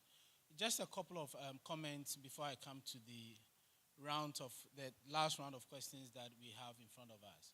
The DGS mentioned it, but I want to be very express on it. The online statistical bank is not only for census data. The online statistical bank, and I like the word that you use, the essence of it is to triangulate data and integrate different data sources. So on the statistics online bank, we have the census data there. We currently have a set of macroeconomic indicators there. Hopefully by the end of the month, we're going to have all the data from the annual school census right from 2001 to 2021 on there. And that would answer the question that you put forward, thinking about WASH from the institutional point of view, taking it away.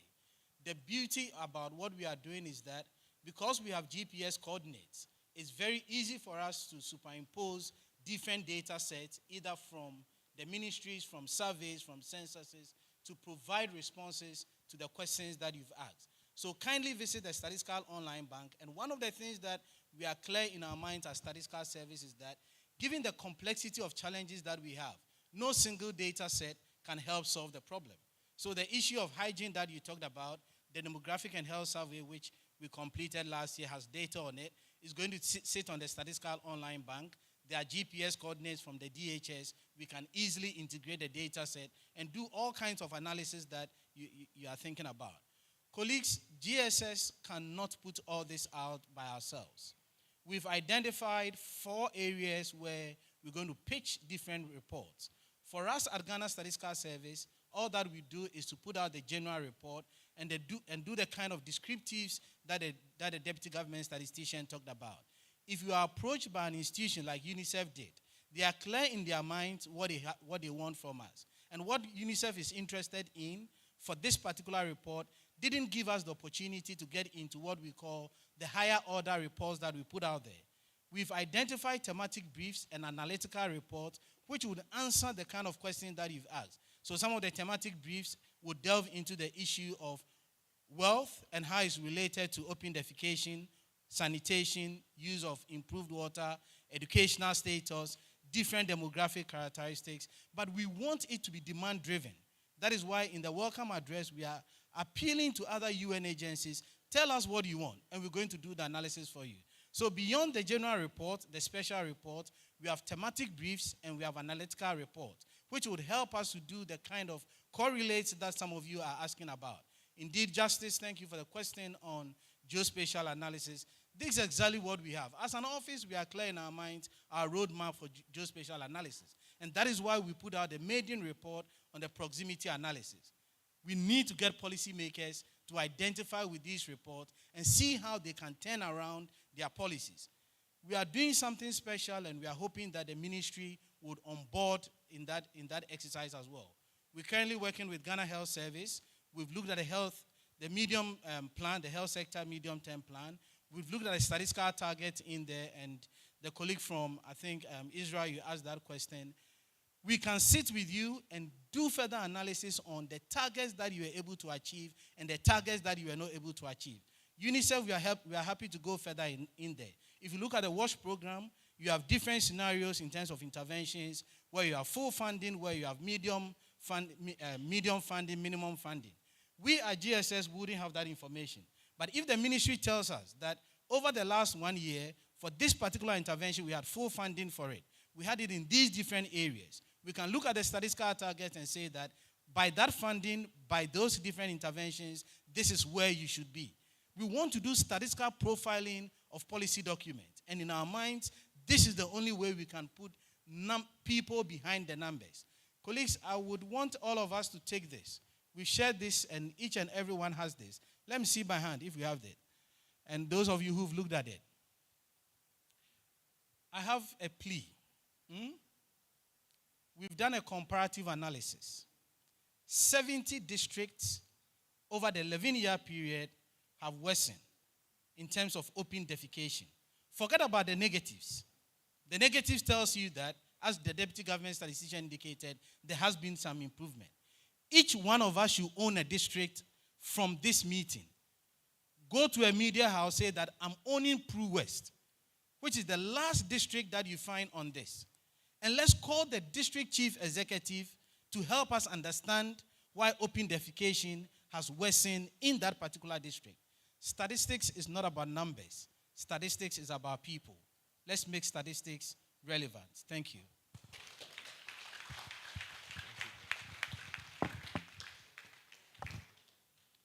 On this note, I think the job given me is done. And so I want to thank you so much for your audience and for your time. Thank you. Thank you very much, Fifi. Indeed, statistics is about people and not just numbers. Thank you very much, GS and everybody. Now, distinguished ladies and gentlemen, we have been told statistics is about numbers. It's about human beings and not just numbers. On that note, we would like to Loretta Roberts from UNICEF on the presentation by Dr. Frimpong Engwa. So, ladies and gentlemen, let's welcome Engineer Roberts. Thank you very, very much. I'm sure a lot of us are wondering why UNICEF was only interested in this, because it's been said several times. So just to clarify that, I'm sure you've all heard about the Sustainable Development Goals. when sanitation is mentioned in there, the focus is on excreta management. And so as a country, we've signed on to the SDGs, and so it was very critical for us to zoom in into the excreta management bits and ensure that we are looking at progress over a period of time. So I hope it's clear to everyone now. It's not that we are biased against solid waste. Thank you. Okay, so I think I should first start by thanking GSS for this amazing work done. It hasn't been easy. I sat in one of their workshops and I was amazed at the volume of work that had to be done, the dedication of the team. They would sit work late into the night. And so I cannot start my presentation without saying thank you to GSS.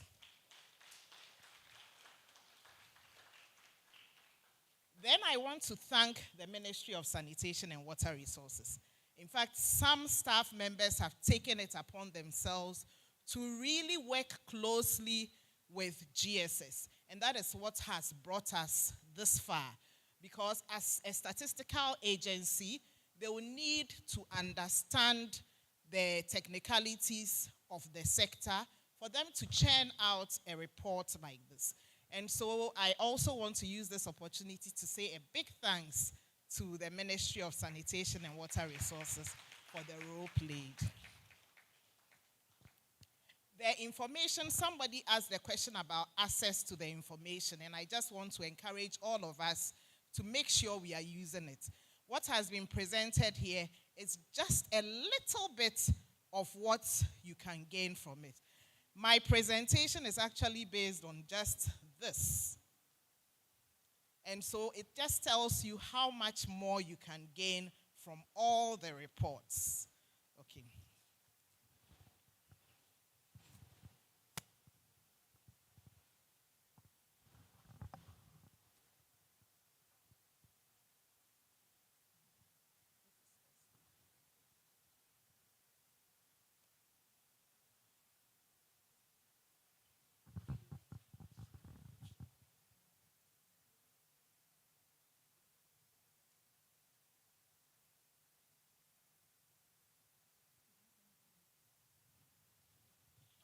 Somebody asked the question when we were having the discussions about how we could explain the change in the statistics, whether there were certain programs and so on. So this is what my presentation is focusing on. As a sector player, I was really interested in that. So knowing where districts are at the moment is good for our programming. So that we can ensure that we are moving them forward. But also knowing where they've come from is even more critical. As a sector, within the past 10 years, we've done a lot. Various sector stakeholders have invested a lot in terms of finances, in terms of effort. The district assemblies have also worked so hard. And so when you have a report that shows that open defecation is still around 60% for a district that has worked so hard, sometimes it's discouraging. The districts wonder, does that mean that all our effort was in vain?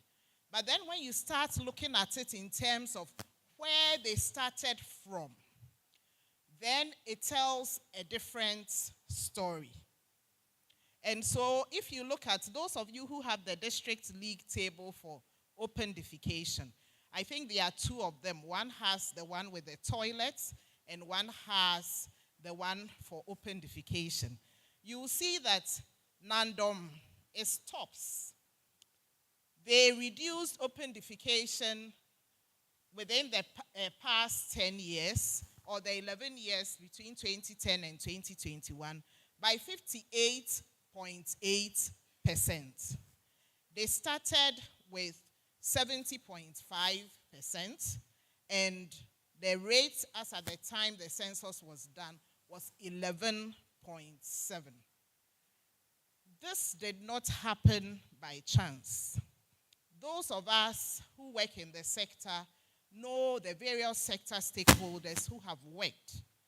And it's very easy to identify which sector partner supported the districts. The districts will be able to tell you everything they've done. The same goes for Solar, Tuna Kalba. And if you take the 10 top districts, that's the amazing part of it. All these were districts that implemented the rural sanitation model and strategy. And so for us as a sector, it's encouraging to know that you can have such a massive change when the change at national level is just 1.6%. So you look at it. Overall, as a country, we reduced open defecation by 1.6%, but you have districts that did, in fact, we have 40 districts that did over 10%. And so if we had several districts doing this, imagine the progress we would have overall as a country. Okay. So there's a similar analysis for the toilet construction. You will see. So I've given you a bit of an inkling into what I'm going to share. I just want to say we are looking at various service levels. And here I want to announce that globally, when we look at limited service, we have what is shared amongst households, and then we have public toilets as one. But Ghana is a step ahead of what's happening globally. We have been able to break it down so that you know those that are sharing among households and those that are using public facilities. Because there's really a big gap in terms of those who use public toilets and those who use toilets shared amongst households. As somebody will say, anyone who uses a public toilet is potentially an open defecator. And the good news is that between the two censuses, we've actually reduced the use of public toilets considerably. And that's also an encouragement to those of us who are working in the sector to continue the work being done. I think the only thing we haven't been able to come up with now is data on safely managed sanitation. But I'm sure by the next census, we will have that as well, looking at how dynamic the Ghana Statistical Service is. Okay, so I've mentioned some of these things. So there's a national decrease in open defecation, 1.6%. 177 districts reduced open defecation one way or the other.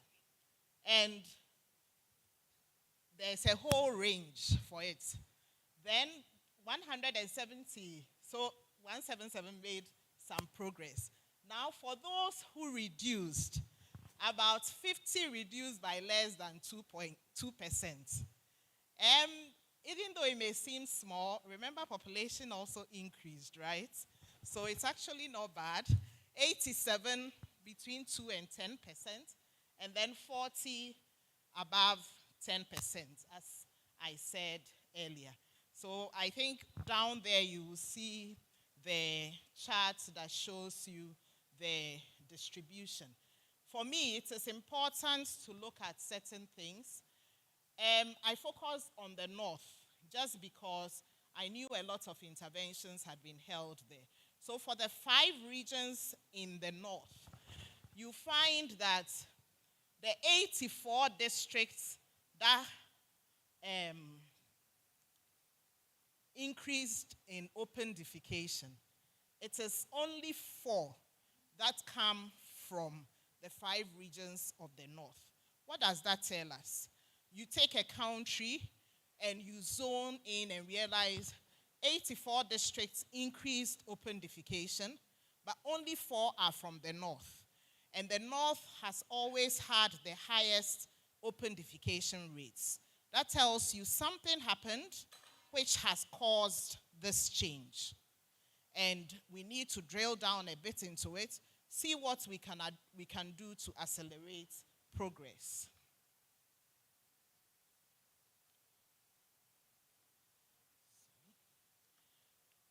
When we looked at it, we also looked at those that had increased or reduced open defecation.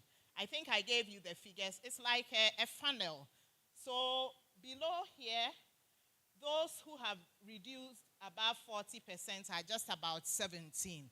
And I think, although it gives us an indication of what districts can do, what it also means is that we should target our efforts better so we can have more of such districts.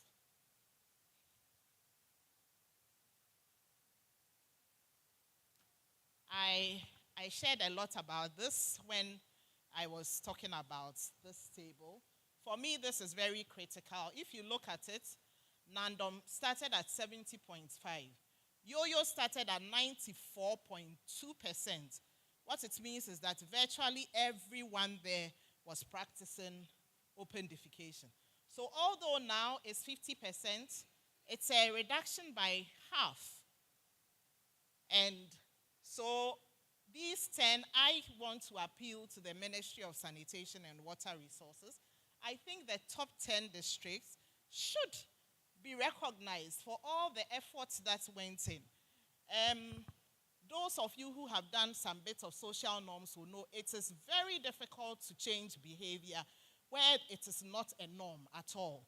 And so for you to have this drastic change in areas that were predominantly doing open defecation, I think it's important for even the lessons to be documented and shared. So on top of the league, as I mentioned, it's Nandom. Maybe I can use the leverage to recognize some of the partners. SMV did fantastic work in Nandom. Sola Tunakalba, Global Communities did a lot of good work in several of the districts. UNICEF as well did work. World Vision is here. There are several partners who have worked together to see this change, with governments in the lead, of course. And I hope this encourages us to continue the work we are doing. Then we come to basic sanitation services. 1.2 million households actually acquired toilets in between 2010 and 2021. The interesting thing about that statistic is, earlier I had mentioned several partners. The truth is that if you put all our work together, I don't think it's even 1/3 of this. So what it's telling you is that people on their own are building toilets. And when I drilled into the figures, I saw some interesting thing. In the municipalities where population had increased significantly, or the number of households had increased significantly, you also saw a huge number adopting toilets, which perhaps points to the fact that some of the mass engagement activities, the campaigns and so on, has worked in terms of getting people to realize you cannot have a house without a toilet. Okay? And so several people, without having a project come in there, have also built toilets. We have 245 districts that made positive progress in access to basic sanitation. And 16, of course, unfortunately, they retrogressed. So what you see there as a tick is actually supposed to be a big red cross. And so we will have to effect that change. 16 districts, unfortunately, just retrogressed. And I've spoken about the municipalities. So what are my personal conclusions? I think for the sector, our sanitation strategies seem to have been worked, and it's produced results. And as mentioned earlier, the mass interventions also have produced very good results. As a sector, when you are working on such interventions, sometimes you wonder whether it's having any effect, because how do you really measure? But when you have data from a census like this, then you realize change is actually happening. Over the period, we were actually testing strategies. So imagine that in the period of testing, this is when you've seen this change. What will happen when you're actually accelerating these tested strategies? So the charge to all of us is to really accelerate what we know works, so that by 2030, we will see great results. We've seen, lastly, that some districts where we had targeted interventions, we saw massive progress. Perhaps we may have to identify more of such districts and see how we can move them forward. I will end by saying, I think, based on what I've seen, I think it's possible for us to achieve our sanitation targets. Thank you.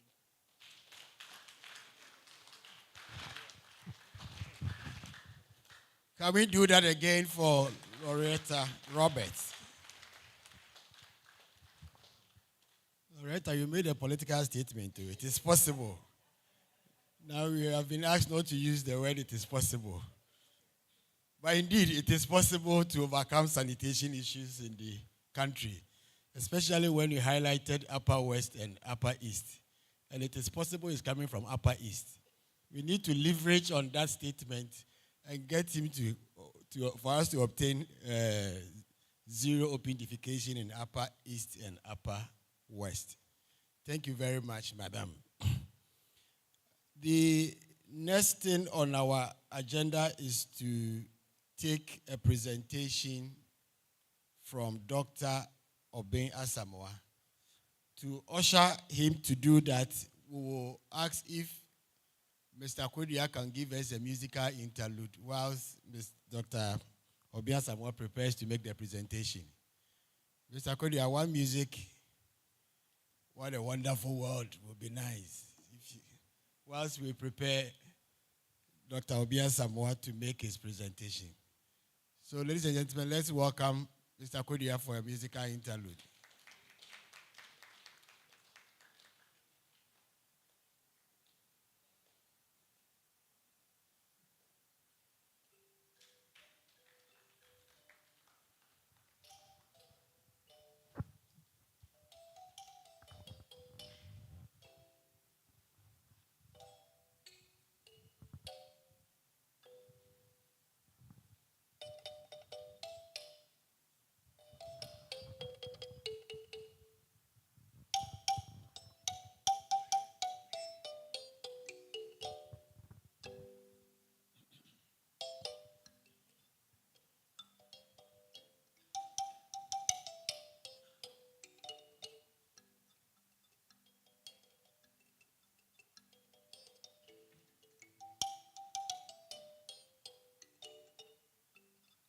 Oye mo bro hunofo na do ya summa ni panyina oba tampe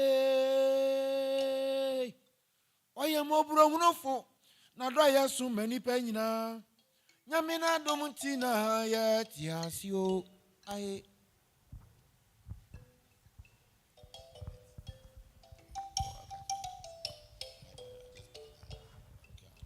omo suna duane a atati ansusu nya bidio eye nokura ocha suo ejei omo suna duane a atati ansusu nya bidi nyame na dom tina ya tiasio ai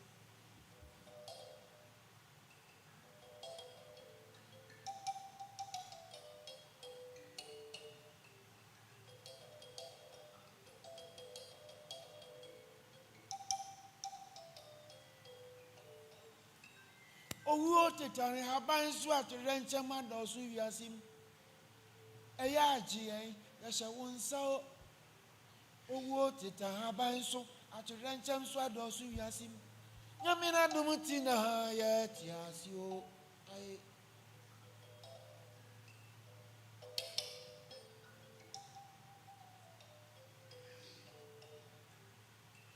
Ewira musukoko onyame na efra won ntoma e. Ade efe unsanu adwuma. Ewira musukoko onyame na efra won ntoma. Nyame na dumuti na ye tiasio. Ai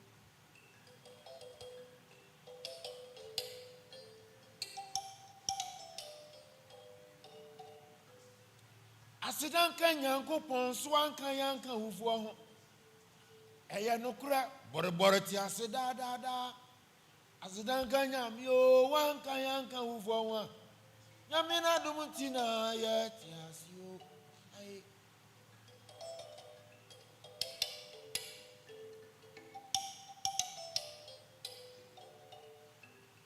Oye mobro hunofo na do Yesu meri panyina. Obatampe Oye mobro hunofo na do Yesu meni panyina. Nyame na dumuti na ye ti ase o.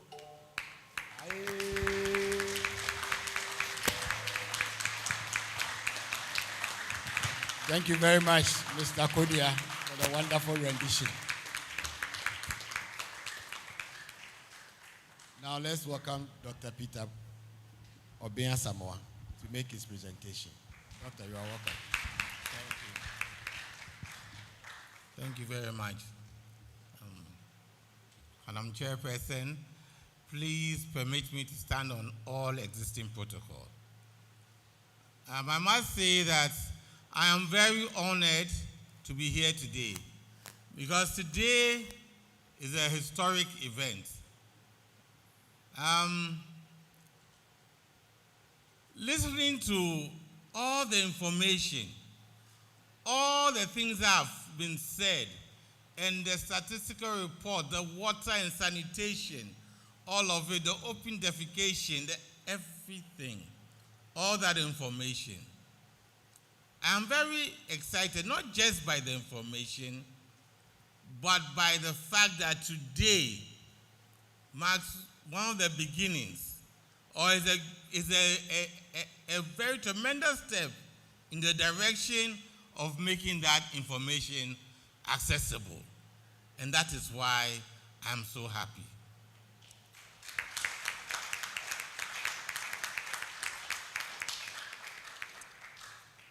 Well, I must say that apart from the fact that the SDGs talk about access to information, and also the fact that according to the UNCRPD, United Nations Convention for the Rights of Persons with Disability, information is highlighted. Actually, in 4 articles, it has it in Article 4, it's in Article 9, and then Article 21, and all highlight information.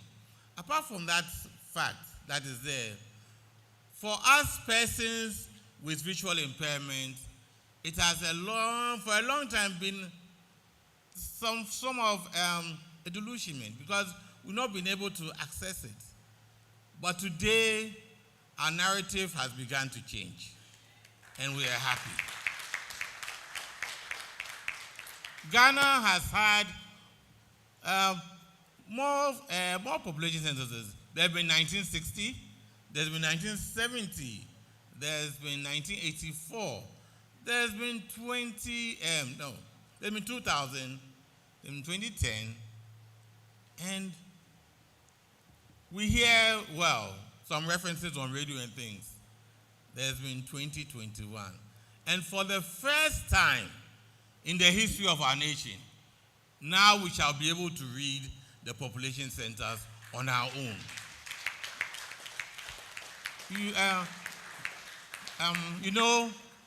Well, we thank God for all this, but then we must also thank GSS. GSS has really led the way, and we hope that the government will look at what GSS has done, and the government will begin to make information accessible to persons with visual impairment, and even to those also with sound speech impairment. When I look at this population, when I look at the reports, because for the first time, I could sit in my bedroom and read the report without anybody telling me that I'm busy or I'm coming or wait for me.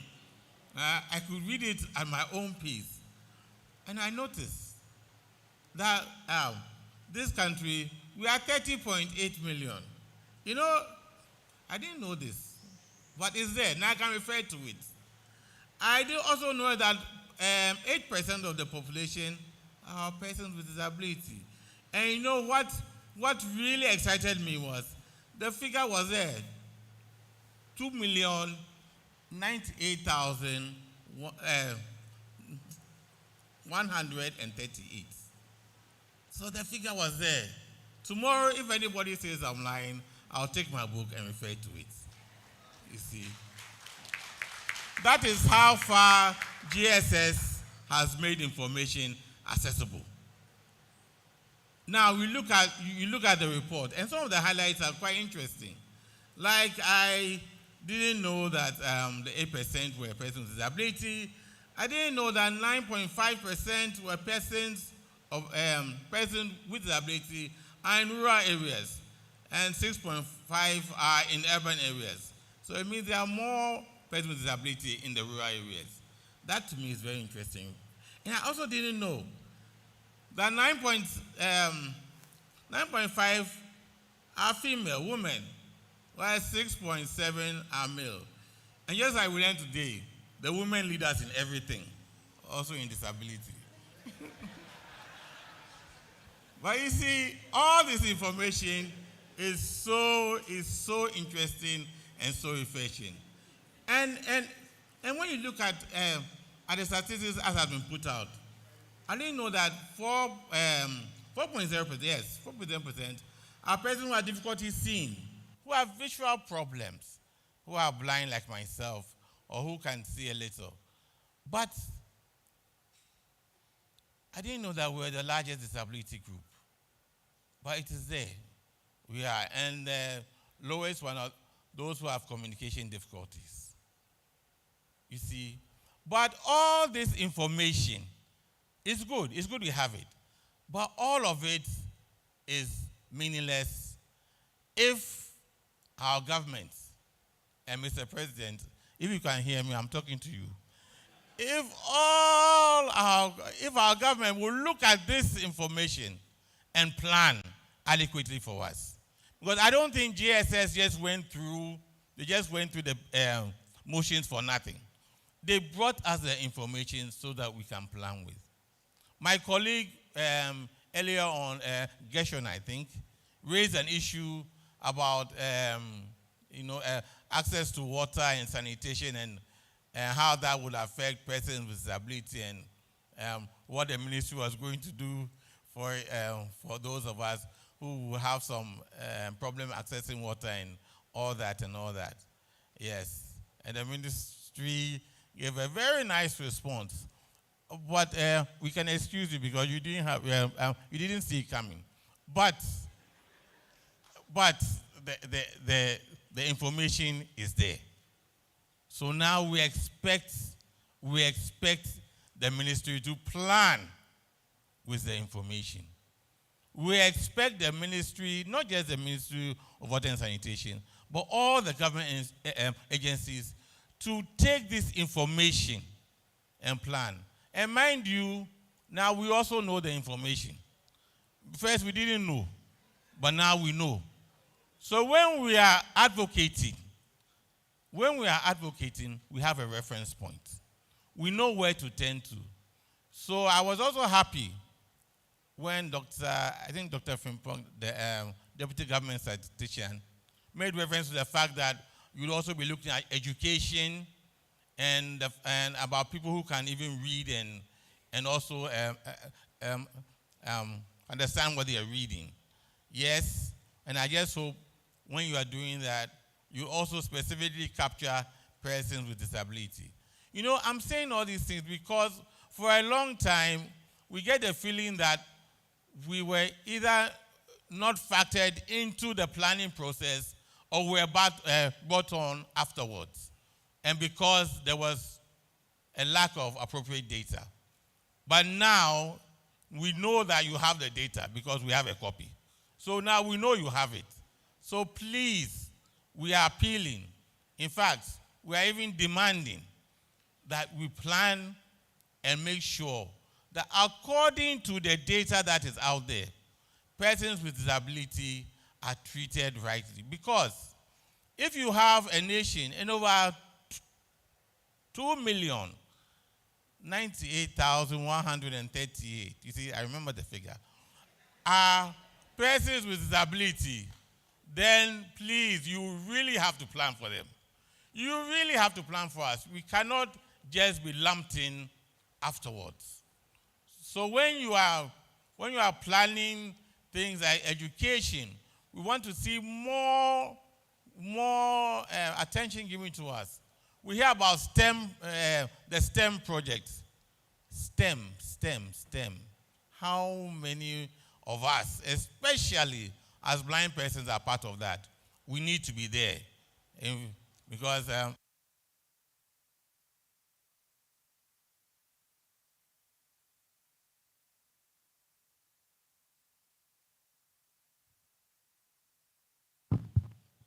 thank you. Yes. So like I'm saying, STEM, we need to be part of it, okay? You can't plan for that without including us. Because don't forget, we are more than 2 million. We are there. So I just want to end by appealing to government to use this information, not only government, all stakeholders and all players in the development game, to use this information to plan for persons with disability, because we are a sizable proportion. I also want to appeal to government agencies, and in fact, to all stakeholders again, to learn from the example of Ghana Statistical Service, from GSS, to make the information accessible. And let me just correct one thing. It's not just Braille we are talking about. This information that is coming to us is not just in Braille. We have it also in large print for those who can see a little. And you know, the other refreshing thing is we even have it in audio. So you can lie on your bed and play it.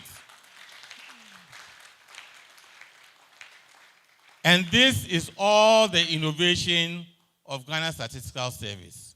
It is all their innovation. And you know what? Ghana Statistical Service is making sure the information reaches our people.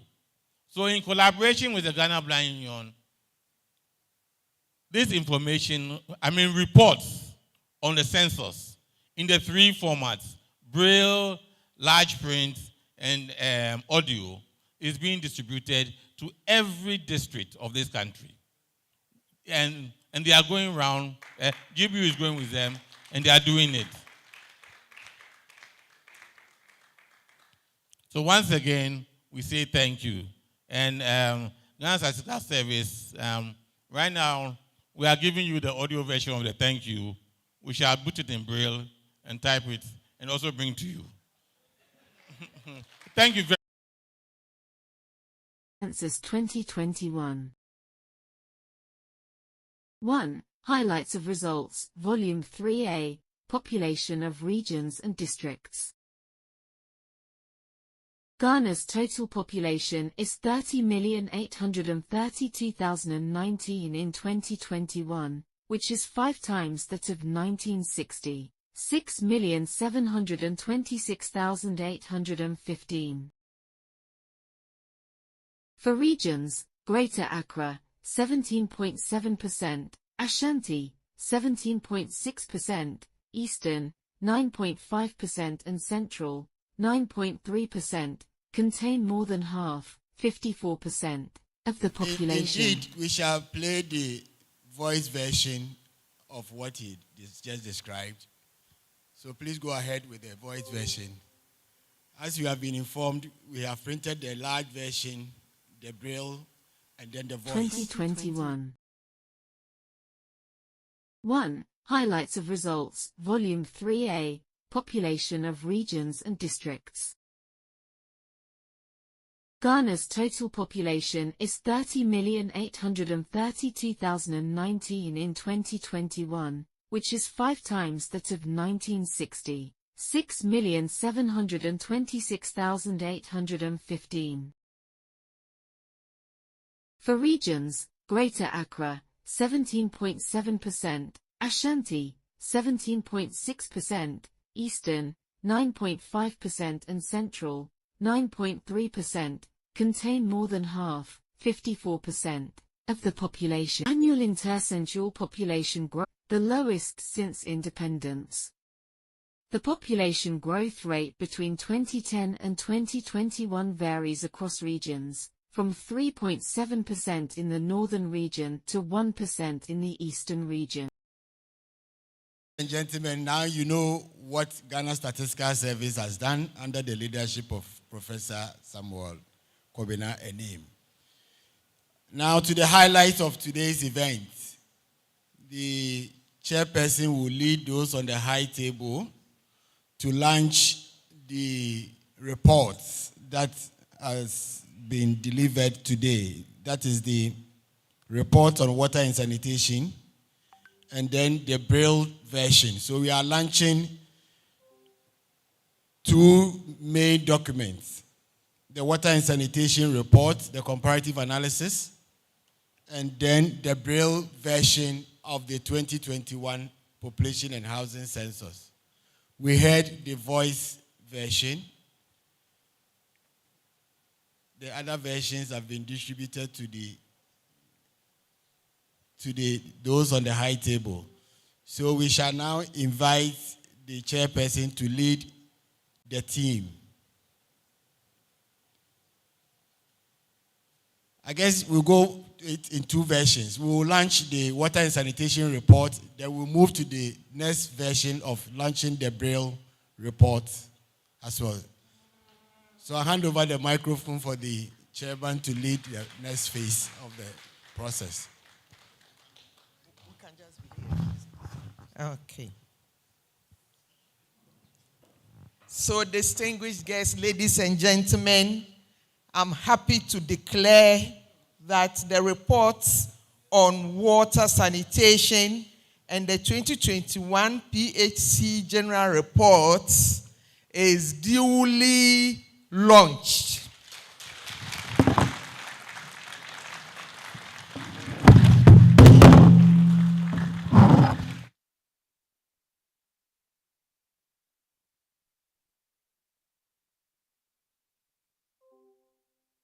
It's another one. The Braille version.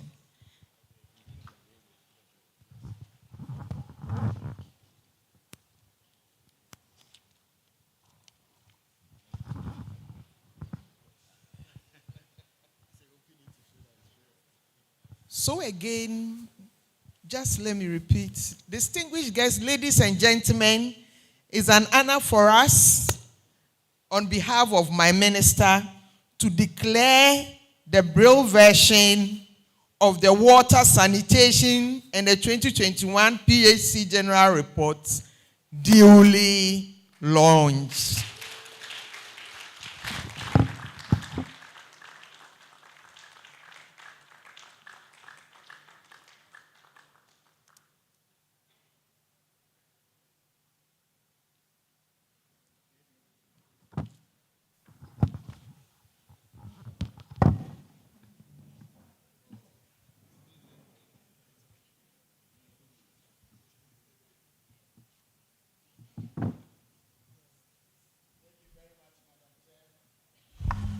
For doing us the honors of launching the two reports for us. Ladies and gentlemen, we are coming to the tail end of the first version. I mentioned that women in statistics will do a presentation on breast cancer, but we'll take the chairman's concluding remarks for this first session, and then we move to that a new section. So shall we, with a round of applause, welcome the chairman to give us her closing remarks as we end this session. Thank you very much, madam. Thank you, Mr. Moderator. Mr. Government Statistician and management of GSS, distinguished guests, ladies and gentlemen, in the light of the revealing discussions had here, the ministry is happy to note that the sector has despite the few challenges, still made good and progressive strides. The ministry will continue to work closely, continue to engage with GSS and its partners, and also would like to deepen our collaborations to drive the wash sector as desired. To borrow from the statement made by the government statistician, statistics is not about numbers, but about people. And the key takeaway from today is that no one size strategy fits all. Targeted intervention is key. Thank you for the kind audience, and thank you again for your participation.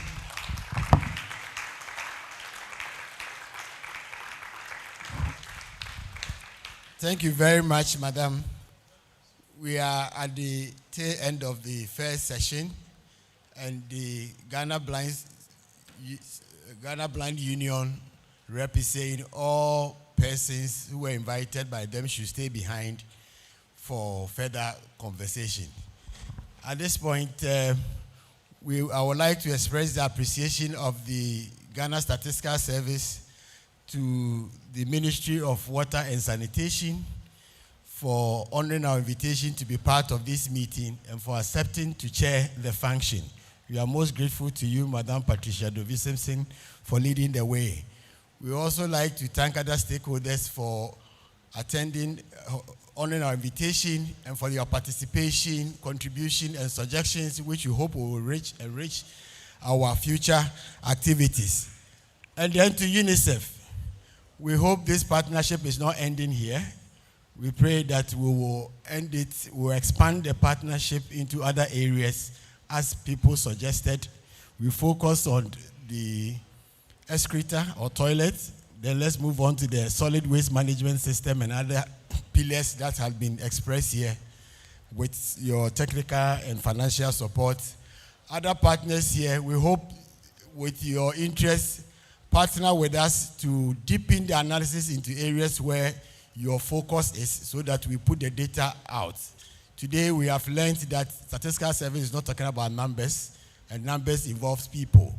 And we have shown the way by indicating that we are not leaving anybody behind. But when I step down GS, the sign language people are saying we are leaving them behind. And I said I will draw your attention to it, so we will launch a sign language report in our next release. So Clement and Co, Nyako, please take note, we are not leaving you behind. We will ensure that we take everybody along in our journey of making data available for national development planning. Now, on this note, we thank the High Table for their participation, and we will ask them if they want to take leave of us to do so. The rest of us should remain for the next session.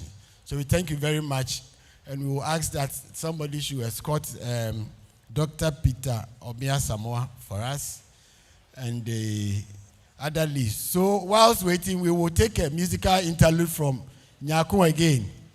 Mr. Nyaku, musical interlude. Whilst we, Kodia, Mr. Kodia, we take a musical interlude while we escort the people on the days out of the conference room. We thank you very much for your participation in the activities. We are most grateful for your help.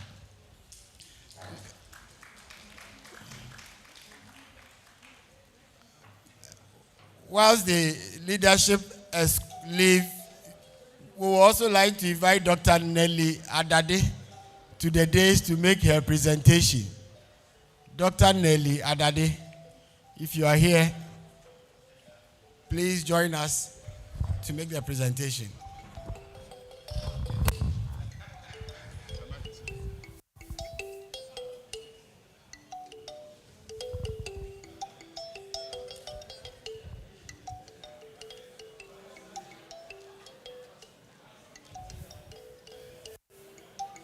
Onyame yampa omien somuno da ai nane nyami yo ai omien nyina yo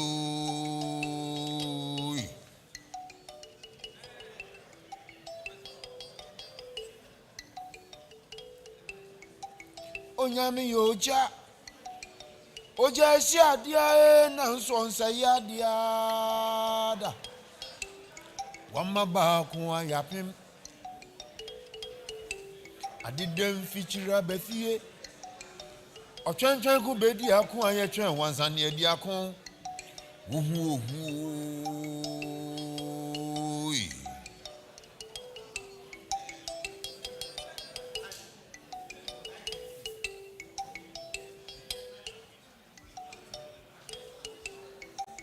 onyame yoja oja sia dia na nso nsa ya dia da wama ba ko ayapem adidem fichira befie otwentwen ku bedi ako ayetwen wansa ne adi ako wuhu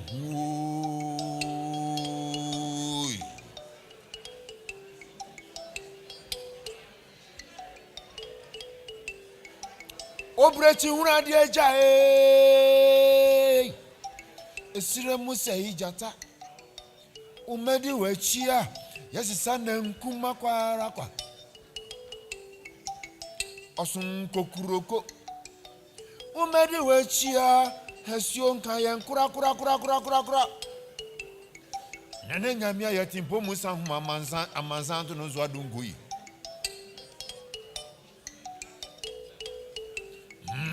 nene nyamia yi uni abata mpa oma kwajofu aduani di da no betutututu o ibeyi waye yen kwa na nyina mu ai ya basumo wo da nene nyamle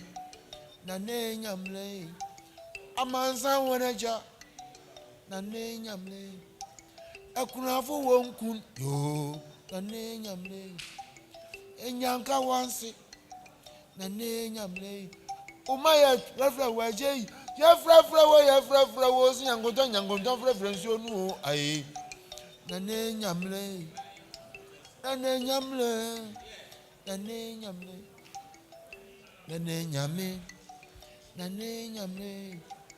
Shall we clap?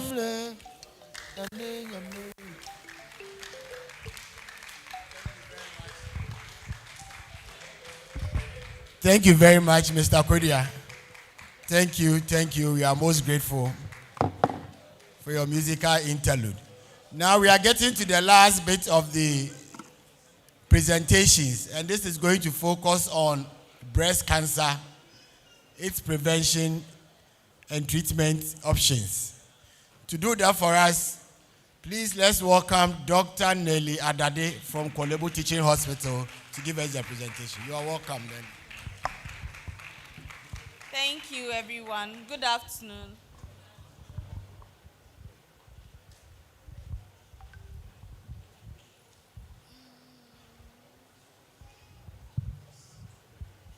Okay. Okay, teaching this night, yes. Okay. Thank you. Good afternoon again, everyone. My name is Dr. Nelly Adade, and I'm with the Kolebu Teaching Hospital.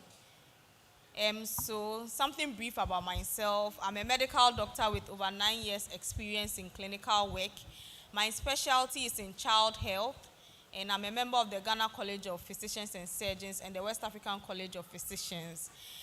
However, my passion for advocacy has led me to give a lot of health talks in churches, corporate organizations, and on the social media as well.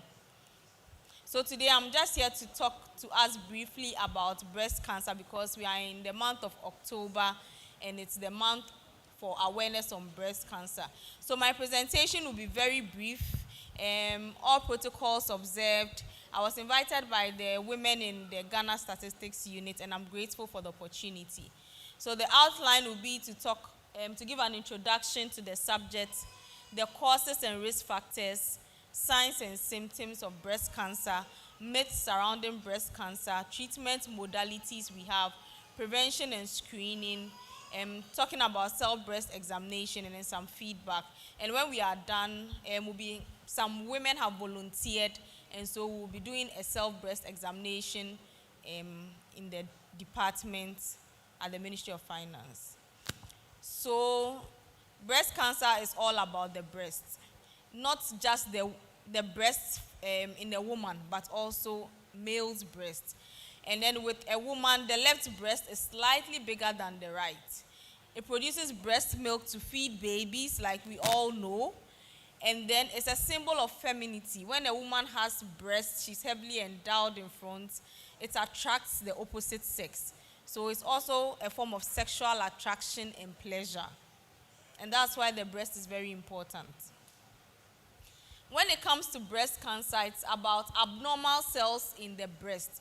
So God in his own wisdom has put measures in place so that cells in every part of the body do not misbehave, let me put it that way. So when it comes to breast cancer, you have cells in the breast changing their nature and then growing rapidly and causing damage. It does not only restrict to the breast, but then it also travels to other parts of the body like the lungs, the kidneys, the liver, and causes damage as well. So that's why breast cancer is very important. And it's the most prevalent form of cancer in women.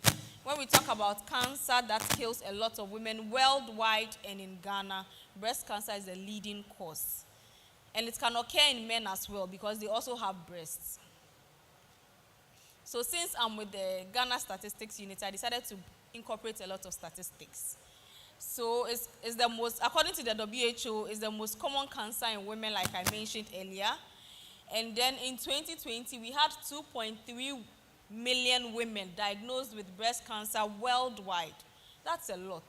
And 685,000 deaths recorded globally. So that should tell you how many women are dying from breast cancer. And as of the end of 2020, there were 7.8 million women alive who were diagnosed with breast cancer in the last 5 years. So from 2015 to 2020, we have 7.8 million women diagnosed with breast cancer who are alive. So in Ghana, also is the most common cancer among females. And every year, we have about 4,000 women being diagnosed with breast cancer. In Ghana, every year, 4,000 women are diagnosed with breast cancer. And half of them will die. Why? Because most of them report to the facilities very, very late. So what are the risk factors? How do you know that you are at risk of having breast cancer? Is it by virtue of having breast? That means that you are at risk. Let's look at some of the risk factors. So by being a woman, you are at risk of having breast cancer. Yes, we have breast cancer in men, but it's more common in women than in men. Sorry. And also family history. So if you have a relative, a first-degree relative, say your sister, your mother, who has had breast cancer, you are also at risk of having breast cancer. And then genetics. So we have certain genes that have been associated with breast cancer. And so if those genes are passed on to you, you are also at risk of having breast cancer. And then race. It's more common in blacks than in white people. Unfortunately, that is the situation, and we have to accept it. If you had your menstrual period very early, that is 12 years and below, you are at risk of having breast cancer. And if you have your menopause very late, that is after 50 years, you are also at risk of having breast cancer. So safe period, having your period after 12 years and then menopause before 50 years. And then if you have dense breast tissue, when I say dense breast tissue, I mean your breast is heavy, you are also at risk of having breast cancer. And then if you are obese, I'm sure that one we all understand, you are also at risk of having breast cancer. If you drink alcohol, if you smoke, if you don't exercise, if you live a sedentary lifestyle, you come to work, when you leave the house, you sit in a car, get to work, you sit down, you close at 5 or 6, you sit in the car, you go home, you eat, you are watching television, you bath, you sleep. No form of activity, you are at risk of having breast cancer. So for the risk factors in Ghana, a study was done in the Volta region by the University of Health and Allied Science, and they sampled 385 women to find out risk factors for breast cancer. And then the prevalence of breast cancer risk factors varied from 1% having a personal history. So the fact that you yourself have had breast cancer before. And then 14.3% for positive family history for breast cancer. So like I mentioned, the fact that your mother, your sister has had breast cancer, you are also at risk. It's higher than if your auntie or your grandmother had breast cancer. And then if you are using some form of contraception like the pills and then the injectables, you are also at risk of having breast cancer as well. It looks like we are not safe. And 20% were current alcohol users and 10.1% were physically inactive. So like I said, you don't exercise, Adidas, you eat, you sleep, walk from here downstairs, 4th floor, we'll use the elevator. Nobody wants to use the stairs. So these are the signs and symptoms. So as a woman, you have to know your breast. So that when there are any changes, you can tell that there's a change in my breast. If you notice any lump, any swelling on any part of your breast, please go to the hospital. At least let a doctor examine and tell you that it's nothing than to sit at home and be doing all sorts of things. If you notice any sore on your breast, please report to the hospital. It doesn't matter. If you notice any form of rash, you can't describe the rash. The rash looks funny. You don't know how suddenly there's a rash on your breast. Please report to the hospital. Also, if you notice that there's any change in the skin color of your breast, as blacks as we are, is looking dark or black, and then suddenly it's looking red. It's something you should be worried about. If suddenly you notice any discharge from your nipple, so you are not a breastfeeding mother, you are not producing breast milk, and suddenly you notice that there's some fluid coming from your breast, whether it is milky, whether it is clear, whether it is bloody, please report to the hospital. And if you notice that the size has changed, everybody knows how their breast looks. And so if suddenly one is looking way bigger than the other, you should know that there's something happening. You need to report to a hospital. And also, if the skin is looking like an orange, so we all know how an orange looks. It has this dotted holes in them. If suddenly your breast, the skin around your breast is not looking smooth and it's looking like that of an orange, please report to the hospital. And your nipples as well. Your nipples are pointed out and suddenly your nipples have gone in. They've retracted inwards. You need to report to the hospital. It could be a sign of breast cancer. So this is just to say that you don't necessarily have to have a lump in your breast to have breast cancer. You could have just these changes and it's a sign of breast cancer. So it's not about, oh, no. If you see any of these changes, please report to the hospital. So we like to use the lemon or an orange to describe the signs and symptoms because it's easier to relate. So if a part of it is looking thick, if there's a dimple, if the nipple is looking funny, it's red or it's hot, there's some new discharge, there's a sore, there's a lump, if it's looking like the orange peel, if the shape has changed, if the nipple has gone in, anything, please report to the hospital. And I brought these pictures so that we can relate. These are the breasts of women who reported to the hospital. And we can all tell the changes. Look at one. So for one, you can see that, oh, my pointer is not working. Okay, so for one, you can see that one breast is obviously bigger than the other. We say that the left breast is slightly larger than the right. But if you look at picture one, the variation is so obvious. So you know that there's something happening. Look at picture 6. Unfortunately, for cases of breast cancer I have seen, this is where it gets to before women report to the hospital. Most of the time it gets to picture 6 before it comes. When it has a bad smell, the ulcer is big and discharging, and they cannot take the smell anymore, or people around them are beginning to complain, then they come to the hospital, unfortunately. So please, let's not wait till we get to picture 6. Any change you see, please report to the hospital. And there are a lot of myths on breast cancer.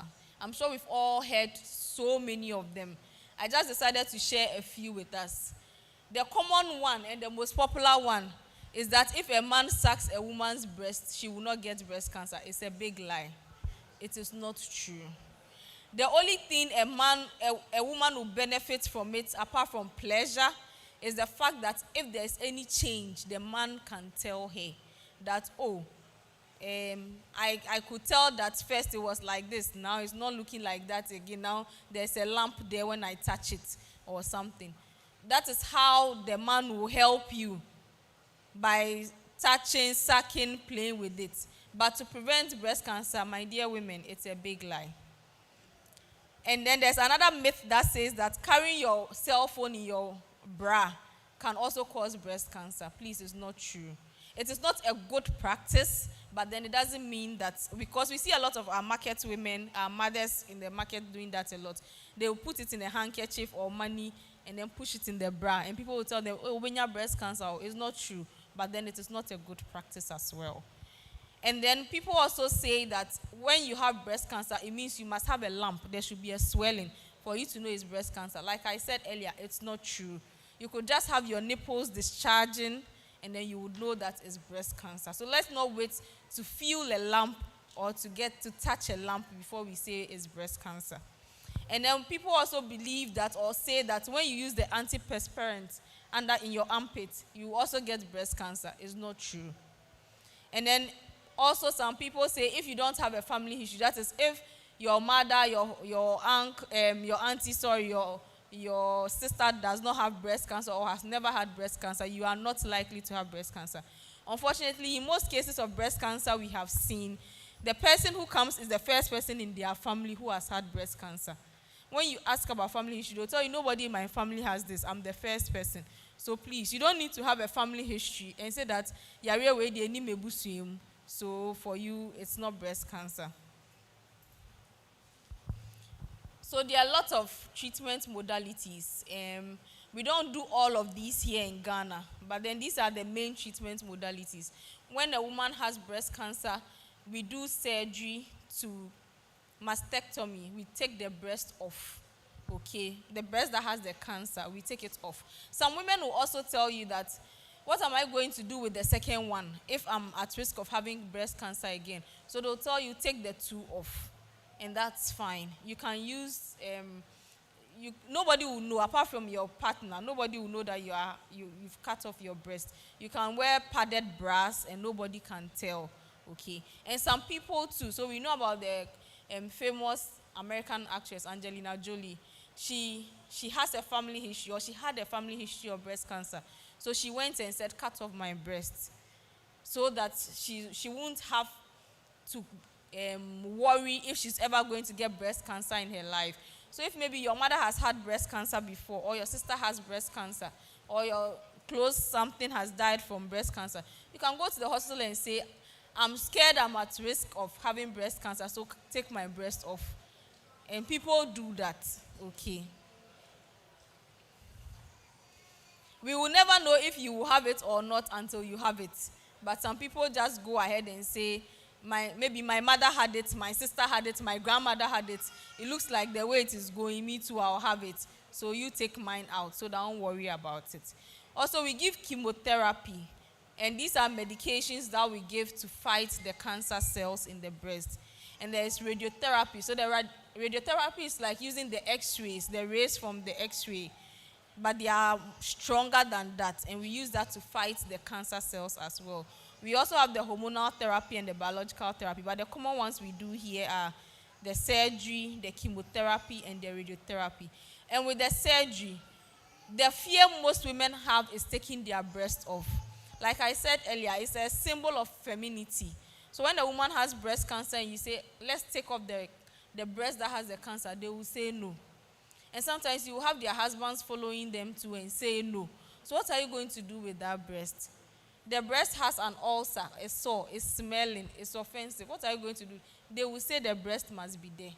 So please, as we are creating awareness, if you know a friend, a sister, a mother, auntie, who is in dilemma when it comes to mastectomy, please tell them, let's take it off. Even if it's just that one, not two. If it's just one breast, let's take it off so that you won't have to think about the cancer spreading to other parts of the body. You wear a padded bra. Nobody will see that one breast is looking funnier than the other. No one will see it. So prevention and screening, I'm almost coming to an end. So we have three main methods. That's the risk reduction, doing a self-breast examination, or allowing a clinician or a doctor or someone who's a doctor or a nurse, or let me say a clinician, to examine your breast, and then mammography. So these are the main modalities. And the risk reduction, like I said earlier, lack of physical activity. So now, instead of using the elevator, we are going to use the stairs. Isn't it? Isn't it? So please, when we close, I'll be watching those who use the stairs too, and those of us who quickly sneak into the elevator. Okay, so we should try and be more active. If you can walk from here to the junction to buy something, there's no point taking Okada or driving your car out. You can just walk. There are some people who live in their communities, people have never seen their legs because they are always sitting in the car.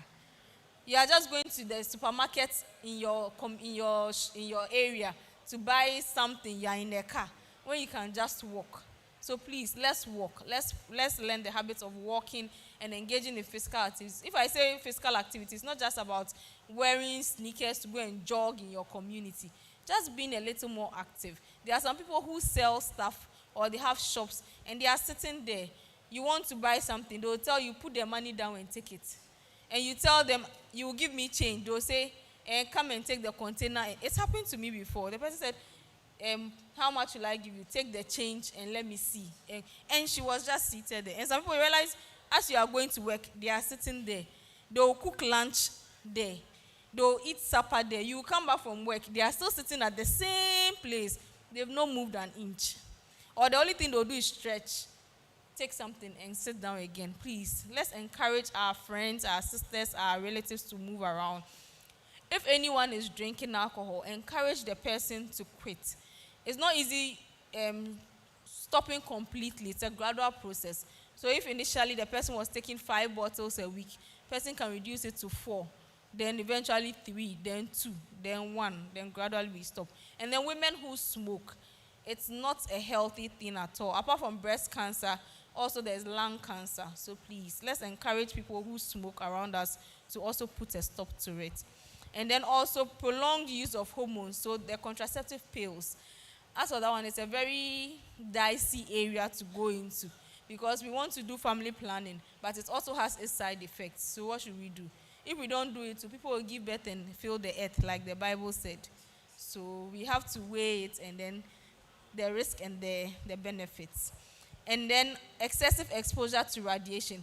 So there are some people who come to the hospital and maybe they just feel some pain here. You tell them, oh, it's nothing, they will go. Doctor, I want x-ray. Any little, I want x-ray. I want to do scan. I want to do, forgetting that all of these things come with rays that you don't need. If you are not sure, you can seek a second opinion and let the person tell you that, oh, it's really fine, you don't really need x-ray. Some people come, oh, I feel pain in my thigh. The doctor examines and say, oh, I think it's just this, take some painkiller. Oh, doctor, I'm person me try x-ray. Now me say bibi wo mu. All those x-rays, added rays are not needed and they can cause breast cancer. So as you are requesting for plenty x-rays, remember this as well. So self-breast examination. So as women and as men, we need to know how to do the self-breast examination. You should know your breast. Your breast is a part of your body. You should know it so well so that if there is any change, you can tell that there's an abnormality. You don't wait till it's too late. And you should do it each time in the same month. So usually it's advised that you do it a few days after your menses or your period is over. Because when you're having your period or your menses as women, you know that your breast feels fuller and heavier. So you wait after that period, it feels more lighter and relaxed. And so if there's anything, you can tell. So if you are doing it, say, a week after your menses has ended, it should be a week after your menses has ended every month so that the pattern will be the same. So you stand in the mirror and then You just put your hands on your waist. You're just admiring yourself. You're admiring your breast. And then you look at the breast. How is this one looking too bigger, so bigger than the other? Is there any change? Is there any, the skin? Is there any rash? Is there any swelling around it? And then you can go on and lift your hands as well. And then if you lift your hands, you will see the contour, the shape of your breast. It will let you know if there's any difference. And then you can go ahead and then touch. So you touch all the areas of your breast, every part of your breast. You can do it up, down, in, out, in, whichever way. But just make sure that you touch every part of your breast. And then don't forget your armpits, because we have lymph nodes as well. And sometimes the only way you would know that you have breast cancer is when you feel the lymph nodes. So they are in every part of the body.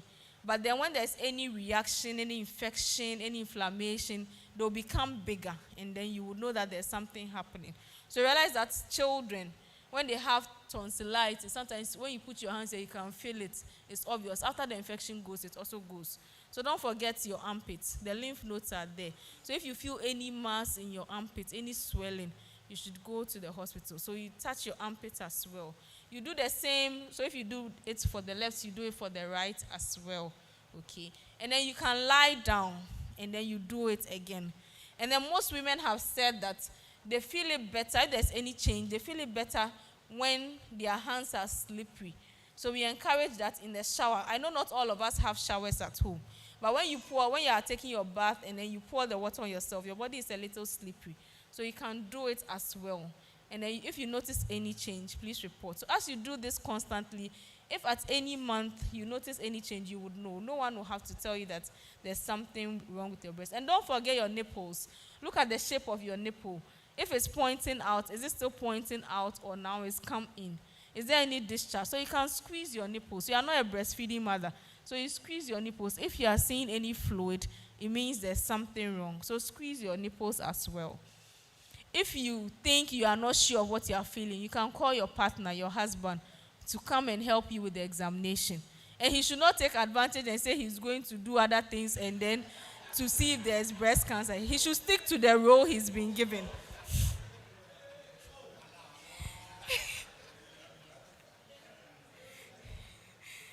And then there's mammography, which we encourage from 40 years and above. So studies have shown that when women are less than 40, the breast is dense, is full, is heavy. So usually when we do the mammography, you can't pick any change.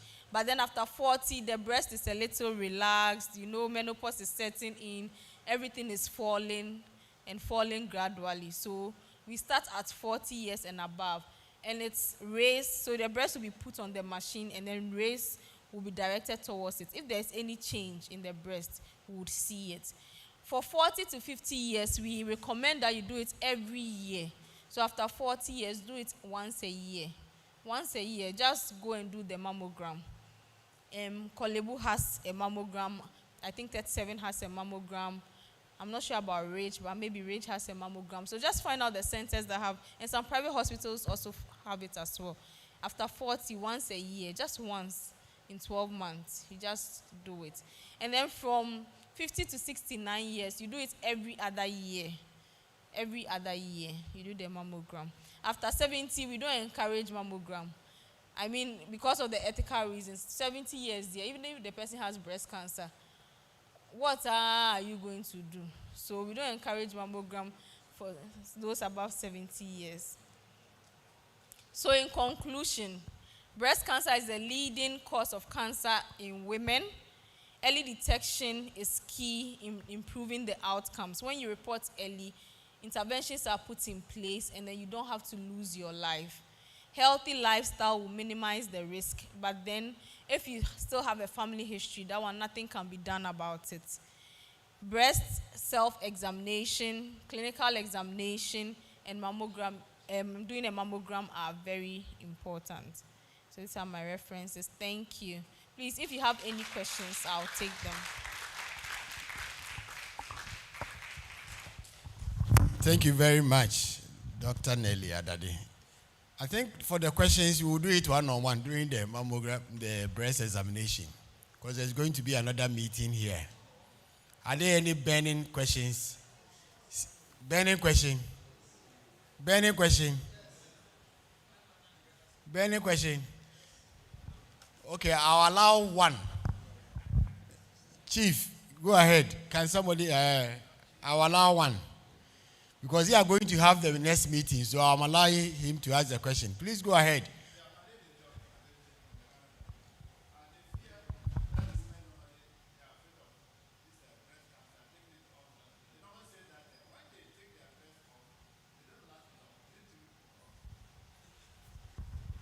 Please, there's no research to support the claim that when they take off their breast, they don't live long afterwards. Unless, of course, the breast cancer, say the breast cancer was in the left breast and they cut off the left breast, and now the cancer comes to the right breast. Because the truth is, if you've had breast cancer before, you are at risk of having breast cancer again. So it is when it recurs, then maybe you will not live long. But otherwise, there are breast cancer survivors who are walking around and sharing their stories, and even young women at that. So if you take care of yourself after you have been diagnosed, you will live long. Thank you very much for the presentation and for your time.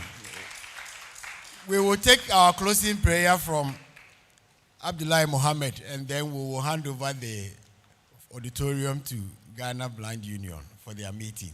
So let's welcome Abdullahi Mohammed to end the meeting.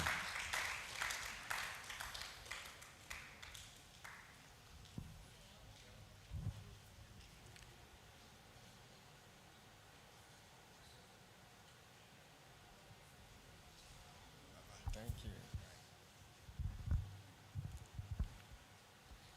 Heavenly Father, we thank you for all the favors that you granted us. When we are about to start the program, we ask the favor of God to be with us so that we will complete successfully. God has showered all his mercies and blessings upon us, and now we've come to the source. Now we've completed the program successfully. We give gratitude and thanks to the Almighty. With that, we will say thank you, O Lord. We thank you, and may the blessings of God be upon all of us. All what we deliberated here, we pray that all the stakeholders will take it up and then use the data that we'll be able to share so that Mother Ghana will benefit from it. Alhamdulillahi Rabbil Alameen, Ar-Rahmanur Rahim, Maliki Yawmiddin. إياك نعبد وإياك نستعين اهدنا الصراط المستقيم صراط الذين أنعمت عليهم غير المغضوب عليهم ولا الضالين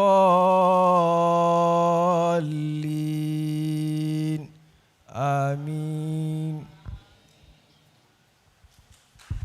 Thank you very much. Now the formal meeting stands adjourned. We hand over the forum to Dr. Peter Obia Samoa and team. We wish you all the best and safe trip to your offices again. Thank you very much. Ataber.